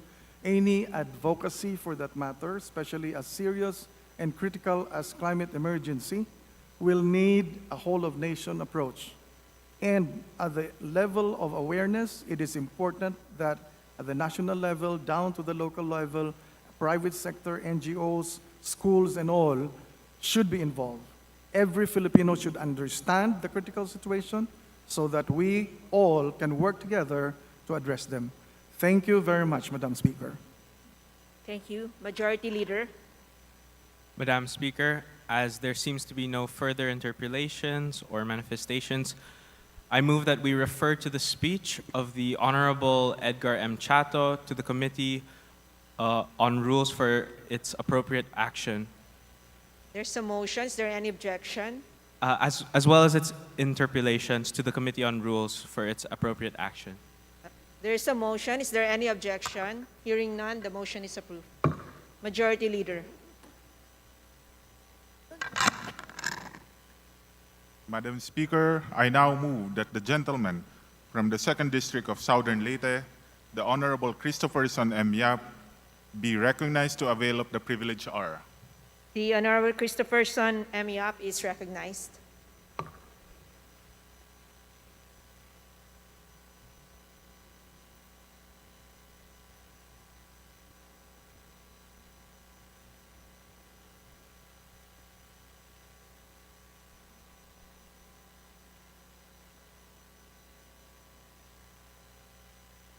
Session suspended.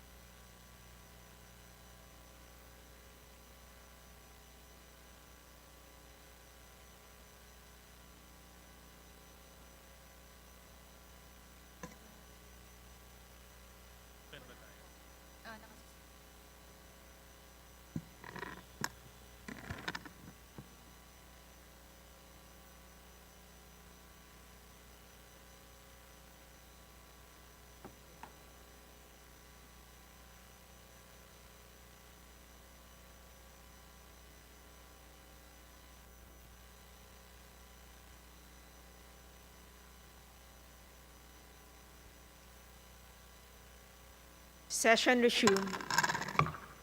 Majority Leader. Madam Speaker, I now move that the gentle lady from Party List Acts Teachers, the Honorable Franz Castro, be recognized to avail of the privilege hour. The Honorable Franz Castro is recognized. Maraming salamat, Madam Speaker, Majority Leader. Magandang hapon, Madam Speaker, sa mga kapwa ko kinatawan at sa ating mga kababayan. Ngayong araw, 5 ng Setyembre, ay ang pagsisimula ng isang buwan na selebrasyon at paggunita para sa mga guro o ang National Teachers Day Month na magtatagal hanggang 5 na October, kung saan itinakda naman ito bilang pandaigdigang araw ng mga guro o World Teachers Day. Itong buong buwan at araw ng mga guro ay araw ng pagpapahalaga, pagprotekta at paggagarantiya sa mga karapatan at benepisyo ng mga guro. Bilang kinatawan ng mga guro at ng buong sektor ng edukasyon, mga lugod ko pong binabati ang lahat ng mga kapwa ko guro ng isang palaban at makabuluhang National Teachers Month. Ngayong araw, Madam Speaker, nagpunta po sila rito sa labas ng Kongreso upang ipanawagan at ipaglaban ang kanilang mga karapatan at benepisyo. Nararapat po na ipakita natin kung gaano kahalaga ang mga guro na sila ang ikalawang magulang, mga tagahubog ng mga kabataan at kalahok sa pagpapaunlad ng bansa. Kung ang kabataan ay ang pag-asa ng bayan, sila ma'am at sir, maestra at maestro ang nagtitiyak kung gaano kaningning ang pag-asa ng bayan. Napapanahon na dinggin natin ang kanilang mga hinaing at sa lalong madaling panahon ay maaksyonan at masolusyonan ang dekada-dekada ng problema ng kaguruan. Ginagawa ng mga guro ang kanilang mga tungkulin at kahit gaano man kahirap, kahit gaano man kasalat ang mga rekursong nasa paligid nila. Para sa karamihan ng mga guro, mula sa maliit na tiyok hanggang sa pinakamabigat sa bulsa gaya ng laptop at buwanang data, kukunin ang lahat ng iyon mula sa kanilang sariling pondo, solicitation at sariling bulsa. Para sa karamihan ng mga guro, Madam Speaker, napakasakit na walang magamit sa eskwela ang mga ikalawang anak. Kaya di bali nang dumaan sa hirap ang sarili kaysa manaig ang kakulangan ng mga magagamit sa paaralan. Araw-araw sasabak sa oversized class at paperwork, multiple shifts, multi-grade classes, multitasking, lahat na siguro ng maliban sa multivitamins dahil hindi kayaning batakin ang medical allowance para makabili ng gamot at supplements. Ganito po talaga ang mga guro, magulang, tagahubog at bayani. Simple lang naman ang kahilingan ng mga guro. Kundi nga ito personal na bagay sa kanila, kundi para rin sa nakararaming kabataan at estudyanteng tulad sa pagsunod sa mandato sa ating konstitusyon na itumbas ang 6% ng gross domestic product ang budget sa edukasyon. I-overhaul ang pahirap na K-12 program. Magdagdag ng mga bagong guro para bumaba ang siksikan na classroom at malalaking class size. Magdagdag ng sapat na education support personnel upang hindi na kailangan pang multitasking ang mga guro at nakapokus na lamang ang sila sa pagtuturo. At iba pang panawagan kaugnay ng mga kanilang mga karapatan at benepisyo. Napag-iwanan na rin ang mga guro sa usapin ng kanilang sahod, kaya patuloy pa rin ang kanilang paglaban upang magkaroon ng nakabubuhay na sahod, lalo na tayo ngayon na nasa panahon pa rin ng pandemya. Patuloy ang pagtaas ng mga presyo ng mga pangunahing bilihin at mataas ang inflasyon ng mga bilihin at siyempre ng mga serbisyo. Hindi na sumasapat ang kanilang sahod. Idagdag pa ang mga out-of-pocket expenses para lamang maitawid ang edukasyon ngayong pandemya, kung saan sa sariling bulsa po nila kinukuha ang pambili ng laptop at internet subscription. Kaya makatarungan na dapat magbigay ang gobyerno ang DepEd ng laptop at internet allowance sa bawat guro bilang kanilang pangunahing kagamitan sa pagtuturo, paggawa ng mga lesson plans, instructional materials, forms at reports, at iba pang mga teaching-related tasks. Kailangan din ipaglaban ang dagdag na teaching supplies allowance at gawin itong at least 10,000 upang hindi mag-abono pa ang ating mga guro sa kanilang mga kagamitan. Patuloy pa rin ang kanilang panawagan sa dagdag na kompensasyon para sa sobra-sobrang araw ng pagtuturo ngayong nakalipas na school year 2020-2021 at nakaraang school year 2021-2022 dahil sa pinahabang school calendar. Kasama rin dito ang pagbabasura sa 15 araw na limitasyon sa kanilang mga service credits. Dahil sa totoo lang, walang bakasyon at sick leave ang mga guro. Kapag sila ay lumiban sa klase, kaltas ito sa kanilang sahod, GSIS share at kanilang mga proportional vacation pay. Kaya po, pag absent si teacher, triple po ang nawawala sa kanilang kumpara sa ibang mga kawani ng gobyerno. Ngayon nga po na nagbalik na sa face-to-face classes ang mayorya ng mga mag-aaral sa ating mga paaralan, kahit pa hindi natutugunan ang usapin sa lumulobong bilang ng mga estudyante, malaking class size, maliliit at walang social distancing o kakulangan ng classroom at iba pang mga problema, ang kaguruan natin ay nasa front lines upang tugunan ang mga ito. Tumitindi ang overload sa trabaho ng mga guro dahil may shifting na ang mga klase. Maraming estudyante, kulang ang classroom at walang mga dagdag na guro at education support personnel. Sila po ang pilit na lumalaban sa gitna ng educational crisis na nararanasan natin kasabay pa ng pandemya. Ito pa rin ang kalagayan ng ating mga kaguruan, Madam Speaker. Overworked and underpaid. Kaya nararapat po na bigyan natin sila ng pagpapahalaga at pagpupugay bilang mga dakilang guro sa pamamagitan ng pagsasabatas ng mga panukalang naglalaman ng kanilang mga matagal ng karaingan at hinaing, panawagan sa dagdag na sahod at pagprotekta sa kanilang mga karapatan, benepisyo at ligtas na pagbabalik eskwela. So muli, Madam Speaker, mabuhay ang ating mga dakilang guro. Majority Leader.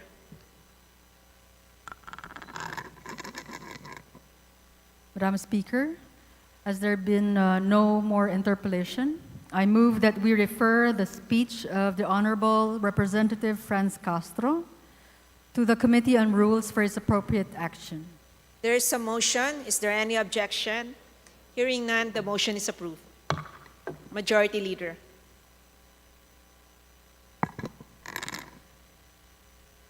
Madam Speaker, I now move that the lady from the party list, Gabriela, the Honorable Arlene D. Brosas, be recognized to avail of the privilege hour. The Honorable Arlene Brosas is recognized. Thank you. Thank you, Madam Speaker. Madam Speaker, mga kapwa mambabatas at sa mga nakikinig sa plenary session ng Kamara, sa social media, magandang hapon po.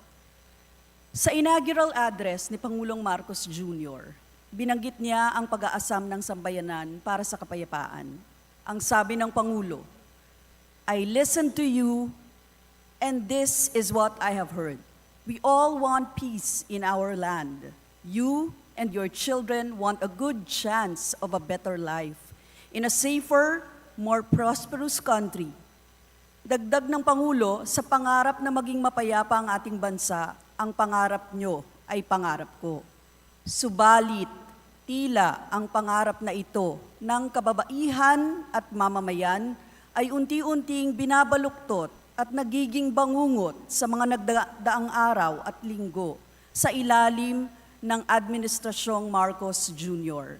Masakit isipin na sa 2 buwan pa lang ng panunungkulan ng Pangulo, kaliwat kanan na ang pag-aresto at pandarahas sa mga kababaihan at mamayang tanging hagad ay pagbabagong panlipunan at kapayapaan. Ilang araw matapos ang unang sona ng Pangulo, Inaresto ng pinagsanib na puwersa ng pulis at military sa Naga City si Tess Pialago, 63 taong gulang at dating 4th nominee ng Bayan Muna Party List. Inaresto si Pialago habang nagpapagamot sa isang ospital. Nakabatay ang pag-aresto sa gawa-gawang kaso na murder, gaya ng ginawa sa marami pang aktivista at tagapagtanggol ng karapatan na sinampahan ng gawa-gawang kaso.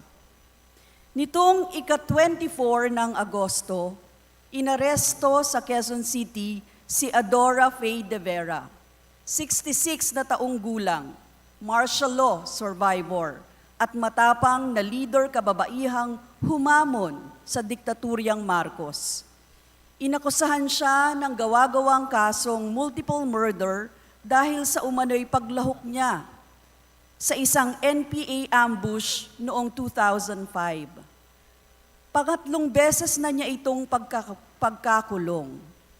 Una ay noong 1976 dahil lamang sa pagdidikit ng mga poster na kritikal sa diktaturyang Marcos. Pangalawang beses ay noong 1983. Malupit ang dinanas ni Adora sa unang beses ng kanyang pagkakakulong, kung saan 20 anyos lang siya. Ilang beses siyang ginahasa at nilapastangan ng mga militar mula 1971 hanggang 1976. Tinorture at pinagbantaan ang buhay. Ngayon, sa ilalim ng anak ng dating diktador, balik kulungan si Adora kahit mahina na ang kanyang kalusugan. Tila binudbura ng asin ang mga sugat na dulot ng batas militar. On August 30, another longtime women and children's rights advocate, Atel Ihos, 76 years old, was arrested on trumped-up and ridiculous charges of murder, kidnapping, and serious illegal detention. She is formerly Gabriela Party List Vice Chairperson for Mindanao and Gabriela Party List Coordinator in Caraga Region. Gaya ni Adora, martial law survivor din si Atel. Isa rin siya sa mga aktibong nagsulong ng kampanya kontra human trafficking. Bago pa man maisabatas ang Anti-Trafficking in Persons Act, isa na siya sa mga mahuhusay na advocate ng anti-human trafficking. Inaakusahan siyang NPA gayong marami siyang kondisyong medikal at imposible nang makahawak pa ng baril. Madam Speaker, Atel was being accused of being an NPA fighter when she was 72 in 2018. 72 years old, Madam Speaker. This is a ridiculous accusation which can only come from those threatened with voices of truth and justice. Ni hindi na nga nakakalakad si Atel dahil sa mild stroke. In addition, she has difficulties walking, suffered a mild stroke, and now has pulmonary tuberculosis, hypertension, and Alzheimer's disease. Nito lamang nakaraang September 2, ni-raid ang opisina ng Gabriela sa Rojas City, Capiz, at inaresto si Lenilyn Custorio Jainos, development worker at dating daycare teacher sa Iloilo City.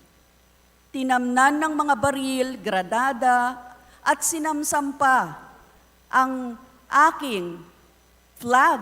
Kasama po sa flag ang Gabriela Party List na sinamsam na para bang ito ay isang kontrabando. Sa pagtatangkang idawit na naman ang natatanging party list ng kababaihan sa karahasan. 2 araw matapos ito, hinaras ang chairperson ng Pamanggas na organisasyon ng mga magsasaka sa buong Panay. Kahapon ng madaling araw, persahang pinasok din ang opisina ng mga federasyon ng Anglo at Adlo ng Kilusang Mayo 1 sa Quezon City at hinalughog ang mga kagamitan nila. At magpasa hanggang ngayon, nawawala pa rin ang mga aktivistang sina Loy Magbanwa, Sha Pampoza, Elgin Mongcal at Ador Huwat. Madam Speaker, lubhang nakakaalarma ang mga serya ng pangyayaring ito. The patterns of trumped-up charges, harassment, and abductions of activists which the former Duterte regime espoused continues up to this day. Malinaw ang continuum ng repression at kawalang pananagutan. And starkly, this is reminiscent of the dark days of martial law under the reign of the President's father. Wala mang hayag na deklarasyon ng batas militar. Unti-unti tayong sinasaklot ng lagim at mapait na alaala ng martial law. 50 taon mula nang ipataw ito sa bansa noong 1972. Tumitindi ang panunupil sa panahong salat sa pagkain ang milyon-milyong Pilipino at lumalawak ang karagatan ng mga walang trabaho. In the failure to address the urgent and legitimate calls for higher wages, decent jobs, price controls, urgent cash aid, those in power easily turn to tools of repression to stifle dissent, while peddling grandeur images of prosperity.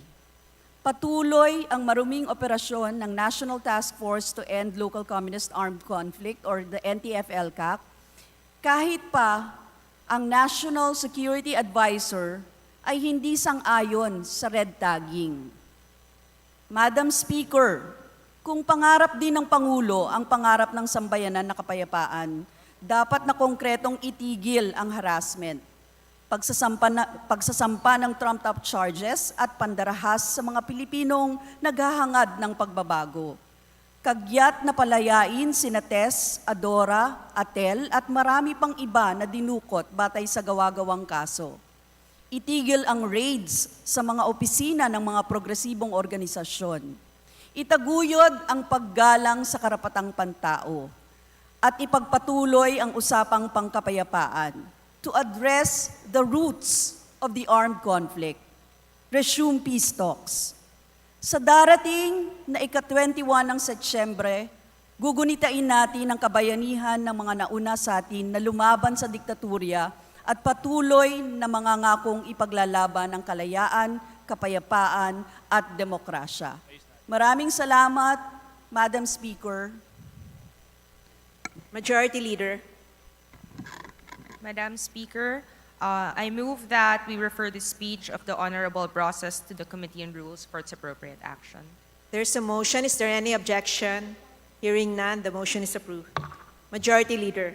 Thank you very much, Madam Speaker. Madam Speaker, before we proceed to the next congressman to avail of the privilege hour, it is my honor to recognize some guests in the House of Representatives. And they are the guests of Alona Party List Congresswoman Ana Villarasa Suarez, namely James Brian Tena, Joselito Villamor, Demalin Demandante, Kent Adversario, and Jonathan Mataya. The guests of Alona Party List, the Honorable Ana V. Suarez, James Brian Tena, Joselito Villamor Jr., Demalin Demandante, Kent Rigor Adversario, and Jonathan Mataya. Welcome to the House of Representatives.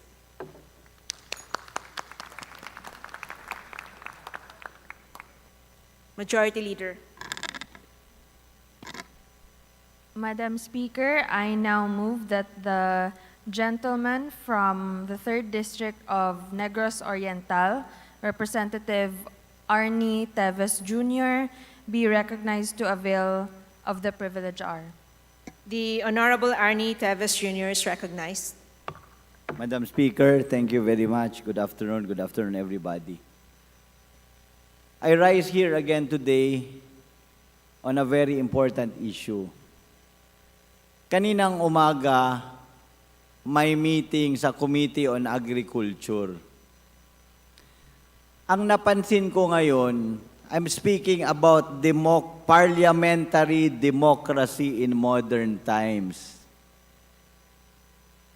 Nawawala na yung demokrasiya natin because tayong lahat bilang congressmen, dapat alam natin ang parliamentary procedure, pati yung mga staff ng Kongreso. When you raise a point of order, it is a privilege motion that should be recognized anytime. Should or shall, not may. Dapat alam natin lahat yun. Ang ginawa nila kanina, every time I raise a point of order, I was muted. Ganon din yung nangyari sa panahon ni Cayetano nung nagreklamo ako, vinidyo ko pa yun. Again, vinidyo ko ulit kanina. Kung gusto nyo ng ebidensya, ilalabas ko yung ebidensya na nakamute ako habang nagre-raise ng point of order parang 4 na beses. Di ba nasa democracy tayo? Di ba may sinusunod tayong Robert's Rules of Parliamentary Procedure? Nagiging bastos na yung deliberation natin eh. Sa totoo lang, sorry for the word, pero kabastusan yun yung hindi nire-recognize ang point of order because hindi natin sinusunod ang Robert's Rules of Parliamentary Procedure. Sana lang malas na ako na sa akin nangyari, sana wag mangyari sa iba nating kasamahan at sana last na pangyayari na yon at wag nang mauulit. Dahil bastos talaga at hindi maganda tingnan at nakakasakit ng loob sa tao at other than that, I think it makes the proceedings moot. Dapat yung proceedings na yon hindi valid because hindi siya sumunod sa proper parliamentary procedures. Isa pa, kanina nilista ako as number 4 sa majority ng interpellators, naging number 5 ako. Bakit ganun? Ano ako, second class citizen dito? Pare-pareho lang naman tayo dito ah. And why did I raise a point of order? Because I was already present during the roll call. Even before the roll call, I was present in Zoom. Hindi ko narinig ang pangalan ko. That's why I raised a point of order dahil ayoko magtaka yung mga kasamahan natin. Bakit naging number 4 si Arnie na absent naman siya sa roll call? May isang congressman pa kanina nagsabi, may cut-off daw. Imposibleng hindi ako umabot sa cut-off dahil bakit ako naging number 4 kung hindi ako umabot sa cut-off? Mali. Mali at dapat natin nung baguhin. Kung sino man may kasalanan nito, may kagagawa nito, huwag nyo nang gagawin ulit dahil hindi talaga dapat. Magrespetuhan tayo dito, pare-pareho lang tayong tao, pare-pareho lang tayong nagtatrabaho at nagsisilbi sa taong bayan. Again, there's parliamentary procedure. We are in a democracy. Let's follow the process and be democratic. Thank you very much. Good afternoon, everybody. Majority Leader. Madam Speaker, I move that we refer the speech to the Honorable Arnie Teves Jr. to the Committee on Rules for its appropriate actions. There is a motion. Is there any objection? Hearing none, the motion is approved. Majority Leader. Madam Speaker,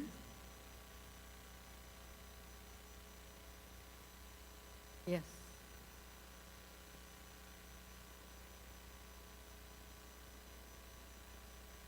Madam Speaker, I move to extend the privilege hour. There's a motion to extend the privilege hour. Is there any objection? Hearing none, the motion is approved. Majority Leader.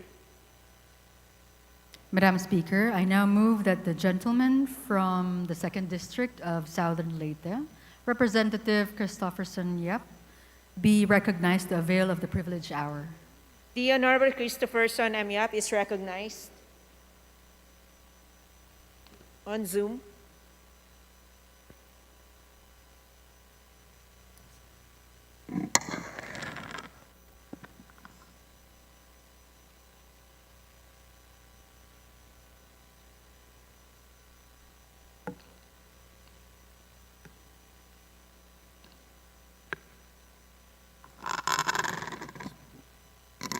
Madam Speaker, I move that we suspend session for a few minutes. Session suspended.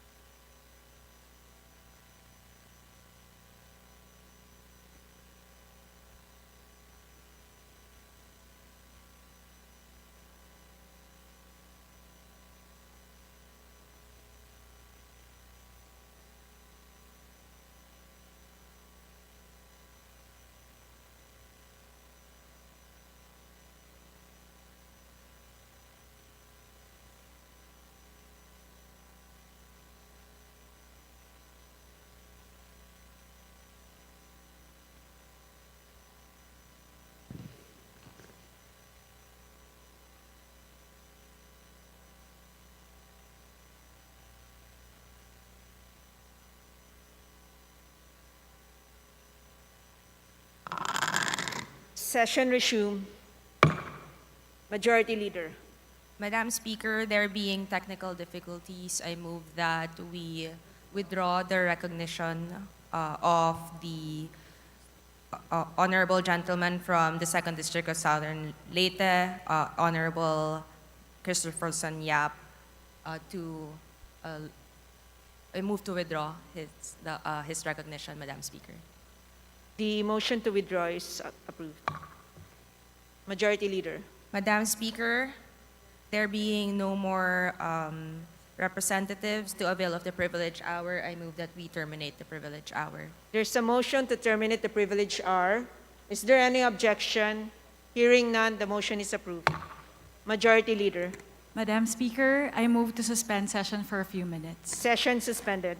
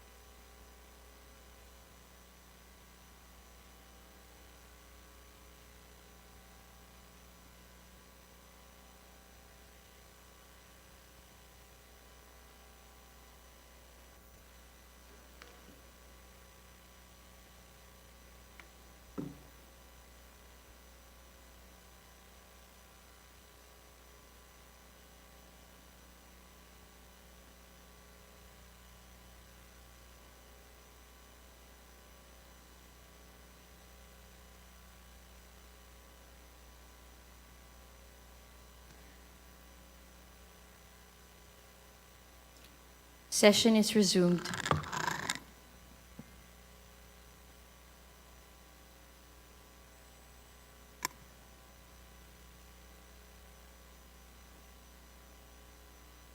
Majority Leader. Madam Speaker, before we proceed, I'd like to recognize or acknowledge the guests of Honorable Eric Goyap, if you may allow, Madam Speaker. We have here in the plenary Mr. Jovi Cho, Mr. Jason Tamayo, Ma'am Kitikit Agpao, Sir Joffredson Jr. Cho, Ma'am Yura Grace Cho, Ma'am Courtney Miranda, and Ma'am Emily Comila. To the guests of the Honorable Eric Goyap, welcome to the House of Representatives. Majority Leader. Madam Speaker, I move that we approve on third reading House Bill numbers 694, 758, 925, 2725, 2868, 3961, 3962, 3963, 3964, 3965, 3966, 3967, 3969, 3970, 3971, 3972, 3973, 3974, 3975, 3976, 3977, and 3978, all local bills declaring working and non-working holidays in various localities, and direct the Secretary General to read the respective titles of the measures and thereafter call the roll for nominal voting. Is there any objection on the part of the House? The Chair hears none. The motion is approved. The Secretary General will read the title of the said measures and thereafter call the roll for nominal voting. Bills on third and final reading. House Bill number 694, an act declaring June 20 of every year a special non-working holiday in the municipality of Ginayangan, province of Quezon, in commemoration of its founding anniversary.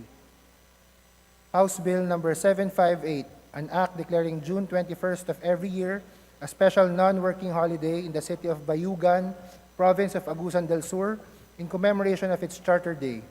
House Bill number 925, an act declaring July 2 of every year a special non-working holiday in Pasig City, to be known as the Araw ng Pasig. House Bill number 2725, an act declaring November 15 of every year a special non-working holiday in the province of Oriental Mindoro, to be known as the Araw ng Oriental Mindoro, in commemoration of its foundation anniversary. House Bill number 2868, an act declaring October 22 of every year a special non-working holiday in the municipality of Rosario, province of Cavite, in commemoration of its founding anniversary. House Bill number 3961, an act declaring April 4 of every year a special non-working holiday in the city of Antipolo, province of Rizal, in commemoration of its cityhood anniversary. House Bill number 3962, an act declaring July 5 of every year a special non-working holiday in the municipality of Bambang, province of Nueva Vizcaya, to be known as Bangbang Day, in commemoration of its foundation anniversary. House Bill number 3963, an act declaring November 23 of every year a special non-working holiday in the province of Benguet, to be known as Benguet Day, in commemoration of its foundation day. House Bill number 3964, an act declaring July 28 of every year a special non-working holiday in Cabadbaran City, province of Agusan del Norte, to be known as Cabadbaran Day, in commemoration of its foundation day.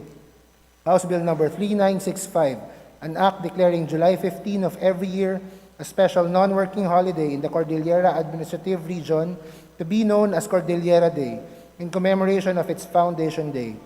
House Bill number 3966, an act declaring November 7 of every year a special non-working holiday in the municipality of Cuenca, province of Batangas, to be known as Cuenca Foundation Day, in commemoration of its foundation anniversary. House Bill number 3967, an act declaring June 18 of every year a special non-working holiday in the municipality of Santa Maria, province of Davao Occidental, in commemoration of its foundation day.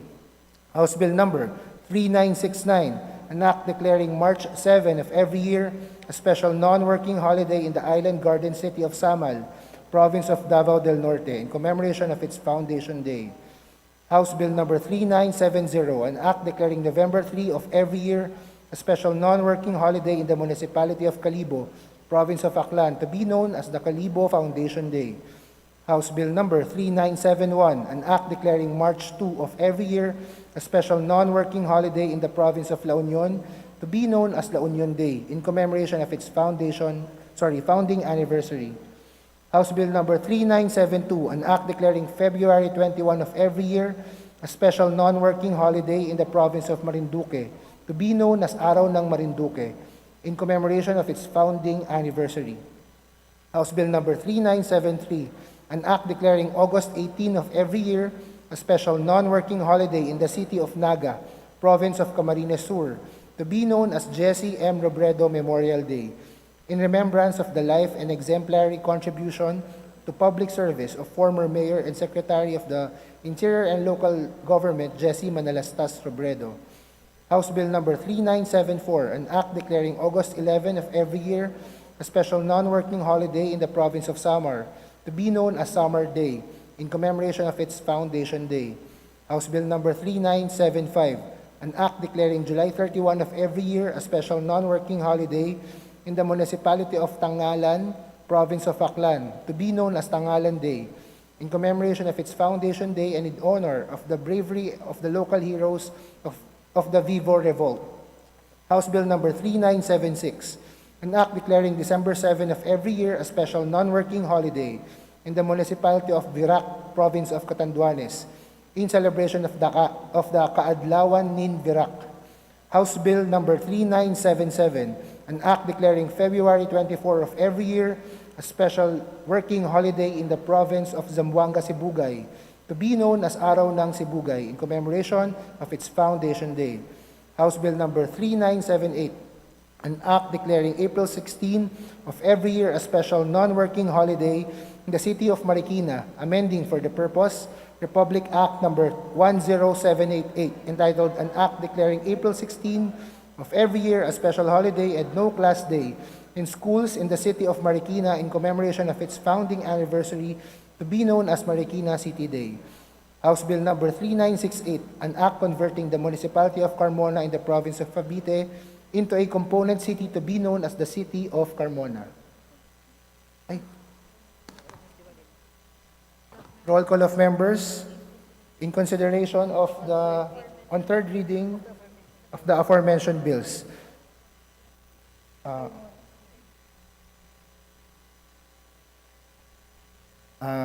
Honorable Representatives Abalos, Abante, Abunda, Acharon, Asidre, Acop, Adyong, Advincula, Agaraw, Alba, Albano, Almario, Almonte, Alonte, Alvarez Jose, Alvarez Mercedes, Alvarez Pantaleon, Amante, Amatong, Ang, Angara, Aquino, Arbison, Arenas, Arrogancia, Asistio, Atayde, Aumentado, Balindong, Barba, Barbers, Baronda, Berzaga, Bascug, Bautista, Bautista Lim, Benitez, Bernos, Billones, Biron, Bolilla, Bondok, Mungalon, Bordado, Bosita, Briones, Brosas, Buhain, Bulot, Begtang, Bustos, Cabredo, Cagas, Kahayon Uy, Calderon, Calixto, Campos, Kawagdan, Cardema, Cari, Castro France, Castro Jane, Celeste, Chan, Chato, Chua, Chungalao, Ko Angelica Natasha, Ko Elizaldi, Ko Pilar, Ko Juanco Jaime, Ko Juanco Mark, Colada, Colyantes, Corvera, Cruz Ambrosio, Cruz Ricardo, Cua, Quaresma, Dagook, Dalipe, Dalog, Dayanghirang, Daza, De Jesus, De Venecia, Defensor, Del Mar, De Los Santos, Dimaporo Muhammad Khalid, Dimaporo City Amina, Dionisio, Domingo, Duavit, Duhali, Duterte, D. Faustino Ino, D. Faustino Michael Carlos, D. Ian Paul, Ecleo, Emano, Enciso, Enverga, Escudero, Espares, Espina, Estrella, Yudela, Fariñas, Fernandez, Ferrer Antonio, Ferrer Juliet Marie, Flores, Fortes, Frasco, Fresnedi, Fuentebella, Galios, Garcia Albert, Garcia Dante, Garcia Jose Arturo, Garcia Maria Angela, Garcia Pablo John, Garcia Vincent, Guardiola, Garin, Gasataya, Gatchalian, Gato, Go Ed Christopher, Go Mark, Goles, Gomez, Gonzaga, Gonzales Aurelio, Gonzales Neptali,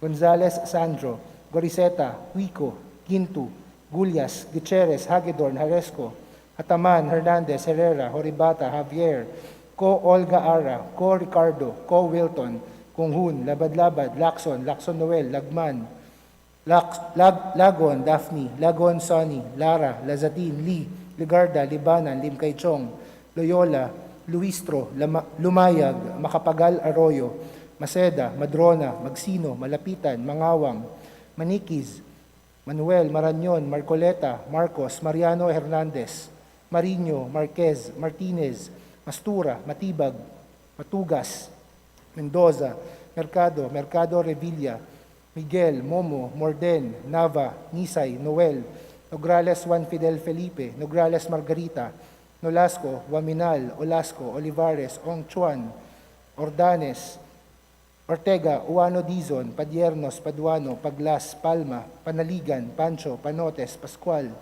Peña, Pimentel, Plaza, Pleito, Primicias Agabas, Pumaren, Puno, Kimbo, Rama, Recto, Regencia, Revilla Brian, Revilla Ramon Jolo, Reyes, Rillo, Rivera, Robes, Rodriguez Eulogio, Rodriguez Rufus, Roman, Romero, Romualdez Ferdinand Martin, Romualdez Yeda Marie, Romualdo, Romulo, Roque, Sakdalan, Sagarbaria, Sakaluran, Salceda, Sali, Salimbangon, Salo, Salvame, Santos, Saulog, Silverio, Singson Richel, Singson Ronald, Singson Mihan, Solon, Soriano, Suwan, Suwansing Horacio, Suwansing Micaela Angela, Suarez, Talyado, Tamayo, Tambunting, Tan Joseph, Tan Keith Micah, Tan Reynolds Michael, Tan Samier, Tan Stephen James, Tan Tambut, Tan Chay, Tan Huatco, Tariela, Teodoro, Teves Arnolfo, Teves Jose, Tiangco, Tieng, Tolentino, Tulfo Jocelyn, Tulfo Ralph Wendell, Tupas, Tutor, T. Umali, Unabia, Ungab, Valeriano,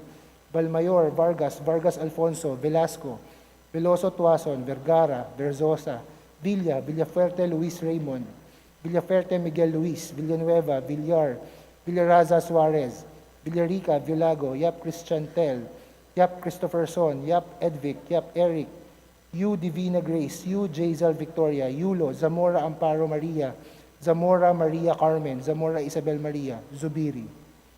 Second call for consideration on third reading of the aforementioned House bills.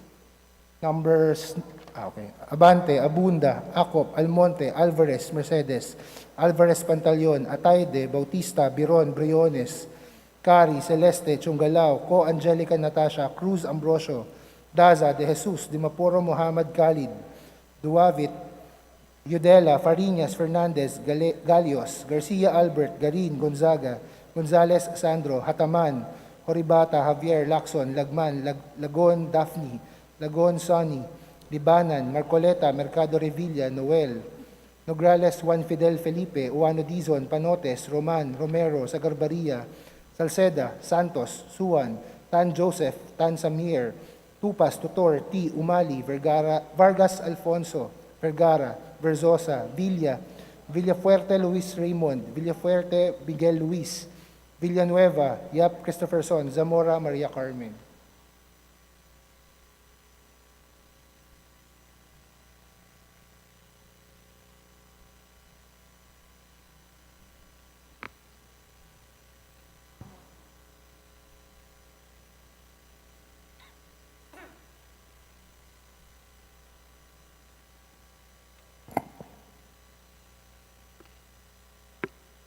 With 248 members voting in the affirmative, 0 in the negative, and 0 abstentions, House Bills number 925, 694, 758, 2725, 2868, 3961, 3962, 3963, 3964, 3965, 3966, 3967, 3969, 3970, 3971, 3972, 3973, 3974, 3975, 3976, 3977, and 3978 are hereby approved on the third and final reading.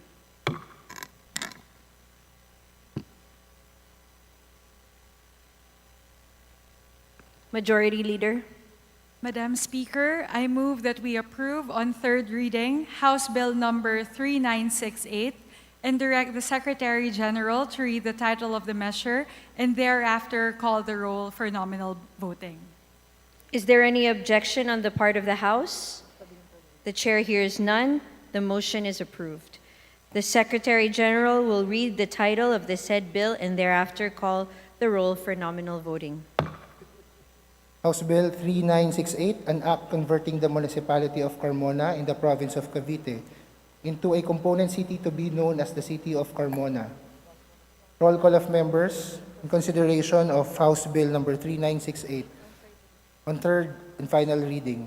Honorable Representatives Abalos, Abante, Abunda, Acharon, Asidre, Acop, Adyong, Advincula, Agaraw, Alba, Albano, Almario, Almonte, Alonte, Alvarez Jose, Alvarez Mercedes, Alvarez Pantaleon, Amante, Amatong, Ang, Angara, Aquino, Arbison, Arenas, Arrogancia, Asistio, Atayde, Aumentado, Balindong, Barba, Barbers, Baronda, Barzaga, Bascug, Bautista, Bautista Lim, Benitez, Bernos, Billones, Biron, Bolilla, Bondok, Pungalon, Bordado, Bosita, Briones, Brosas, Buhain, Bulot, Begtang, Bustos, Cabredo, Cagas, Kahayon Uy, Calderon, Calixto, Campos, Kawagdan, Cardema, Cari, Castro Franz, Castro Jane, Celeste, Chan, Chato, Chua, Chungalao, Ko Angelica Natasha, Ko Elizaldi, Ko Pilar, Ko Juan Ko Jaime, Ko Juan Ko Mark, Colada, Colyantes, Corvera, Cruz Ambrosio, Cruz Ricardo, Cuwa, Quaresma, Dagook, Dalipe, Dalog,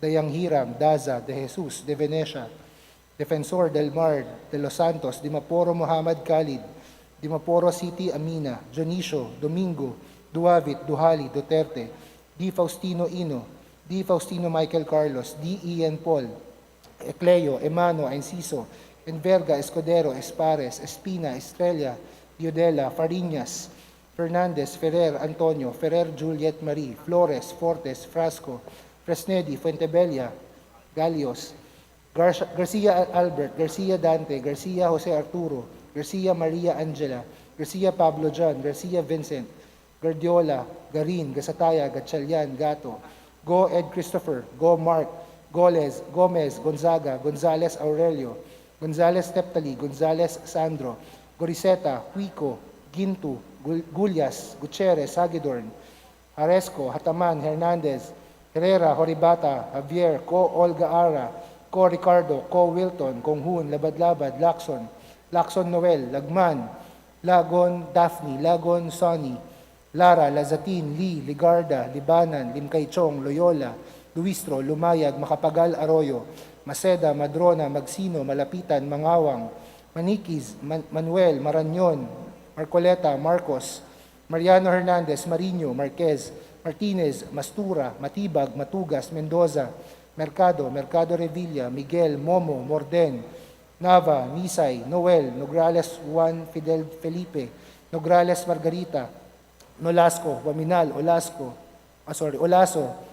Olivares, Ongchuan, Ordanes, Ortega, Oano Dizon, Padiernos, Paduano, Paglas, Palma, Panaligan, Pancho, Panotes, Pascual, Peña, Pimentel, Plaza, Pleito, Primicias Agabas, Pumaren, Puno, Kimbo, Rama, Recto, Regencia, Revilla Brian, Revilla Ramon Jolo, Reyes, Rillo, Rivera, Robes, Rodriguez Eulogio, Rodriguez Rufus, Roman, Romero, Romualdez Ferdinand Martin, Romualdez Yeda Marie, Romualdo, Romulo, Roque, Sakdalan, Sagarbaria, Sakaluran, Salceda, Sali, Salimbangon, Salo, Salvame, Santos, Saulog, Silverio, Singson Richel, Singson Ronald, Singson Mihan, Solon, Soriano, Suan, Swansing Horacio, Swansing Micaela Angela, Suarez, Talyado, Tamayo, Tambunting, Tan Joseph, Tan Keith Micah, Tan Reynolds Michael, Tan Samir, Tan Stephen James, Tan Tambut, Tan Chay, Tan Huatco, Tariela, Chodoro,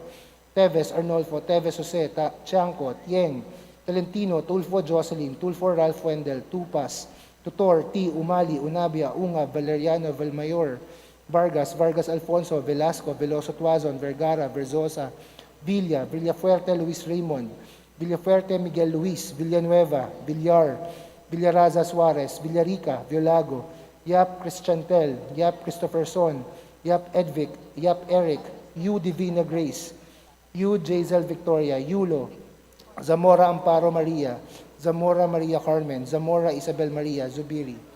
Second call for consideration on third and final reading of House Bill number 3968, Abante, Abunda, Acop, Almonte, Alvarez Mercedes, Alvarez Pantaleon, Atayde, Bautista, Biron, Briones, Cari, Celeste, Chungalao, Co Angelica Natasha, Cruz Ambrosio, Daza, De Jesus, Dimaporo Muhammad Khalid, Duavit, Yudela, Fariñas Fernandez, Galeos, Garcia Albert, Garin, Gonzaga, Gonzales Sandro, Hataman, Horibata, Javier, Lacson, Lagman, Lagon Daphne, Lagon Sonny, Libanan, Marcoleta, Nograles Juan Fidel Felipe, Juan Odizon, Panotes, Roman, Romero, Sagarbaria, Salceda, Santos, Suwan, Tan Joseph, Tan Samir, Tupas, Tutor, T. Umali, Vargas Alfonso, Vergara, Verzosa, Villa, Villafuerte Luis Raymond, Villafuerte Miguel Luis, Villanueva, Yap Christopherson, Zamora Maria Carmen.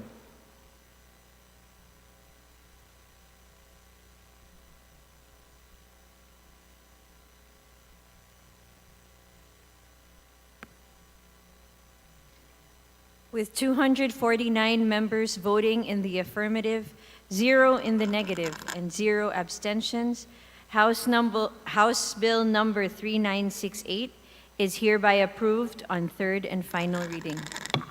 Majority Leader. Madam Speaker, I move that we suspend session for a few minutes.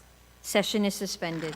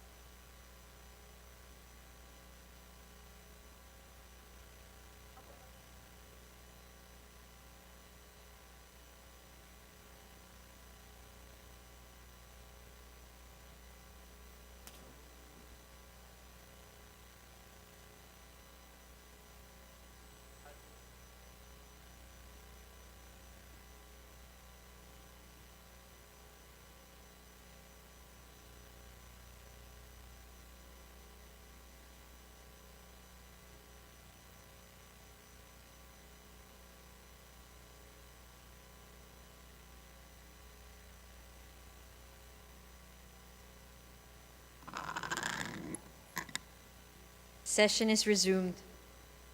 Madam Speaker, I move that we immediately transmit to the Senate the bills that we have approved earlier on third reading. Is there any objection? The chair hears none. The motion is approved.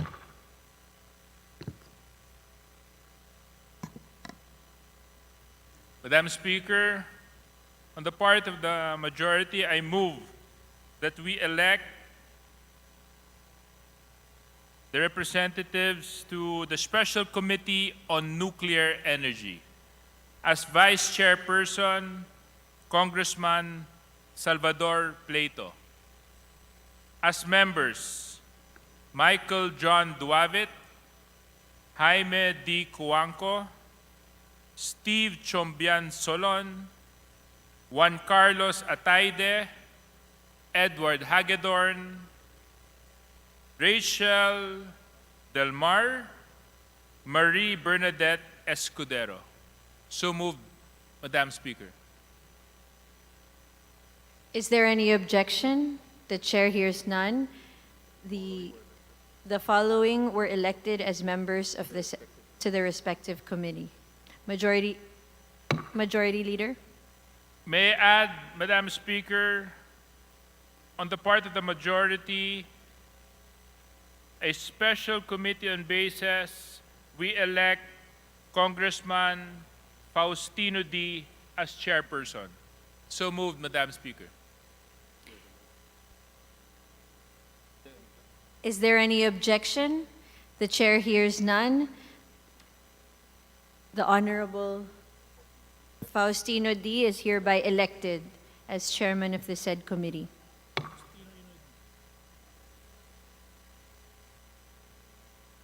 Majority Leader?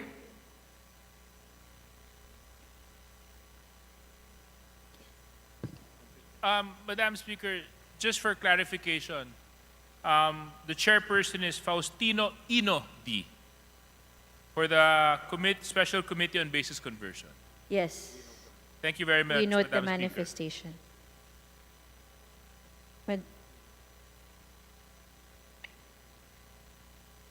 Majority Leader? Ayan. Madam Speaker, I move that we adjourn session until tomorrow, September 6, Tuesday, at 2 o'clock in the afternoon. Is there any objection? The chair hears none. Session is adjourned until tomorrow, September 6 at 2 o'clock in the afternoon. Adjourn.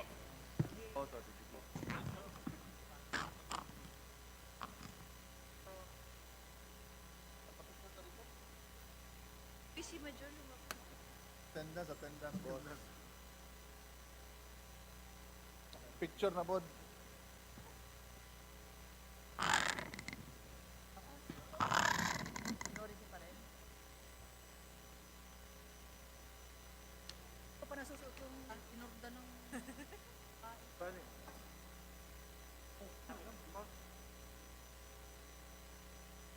Punta lang, bro.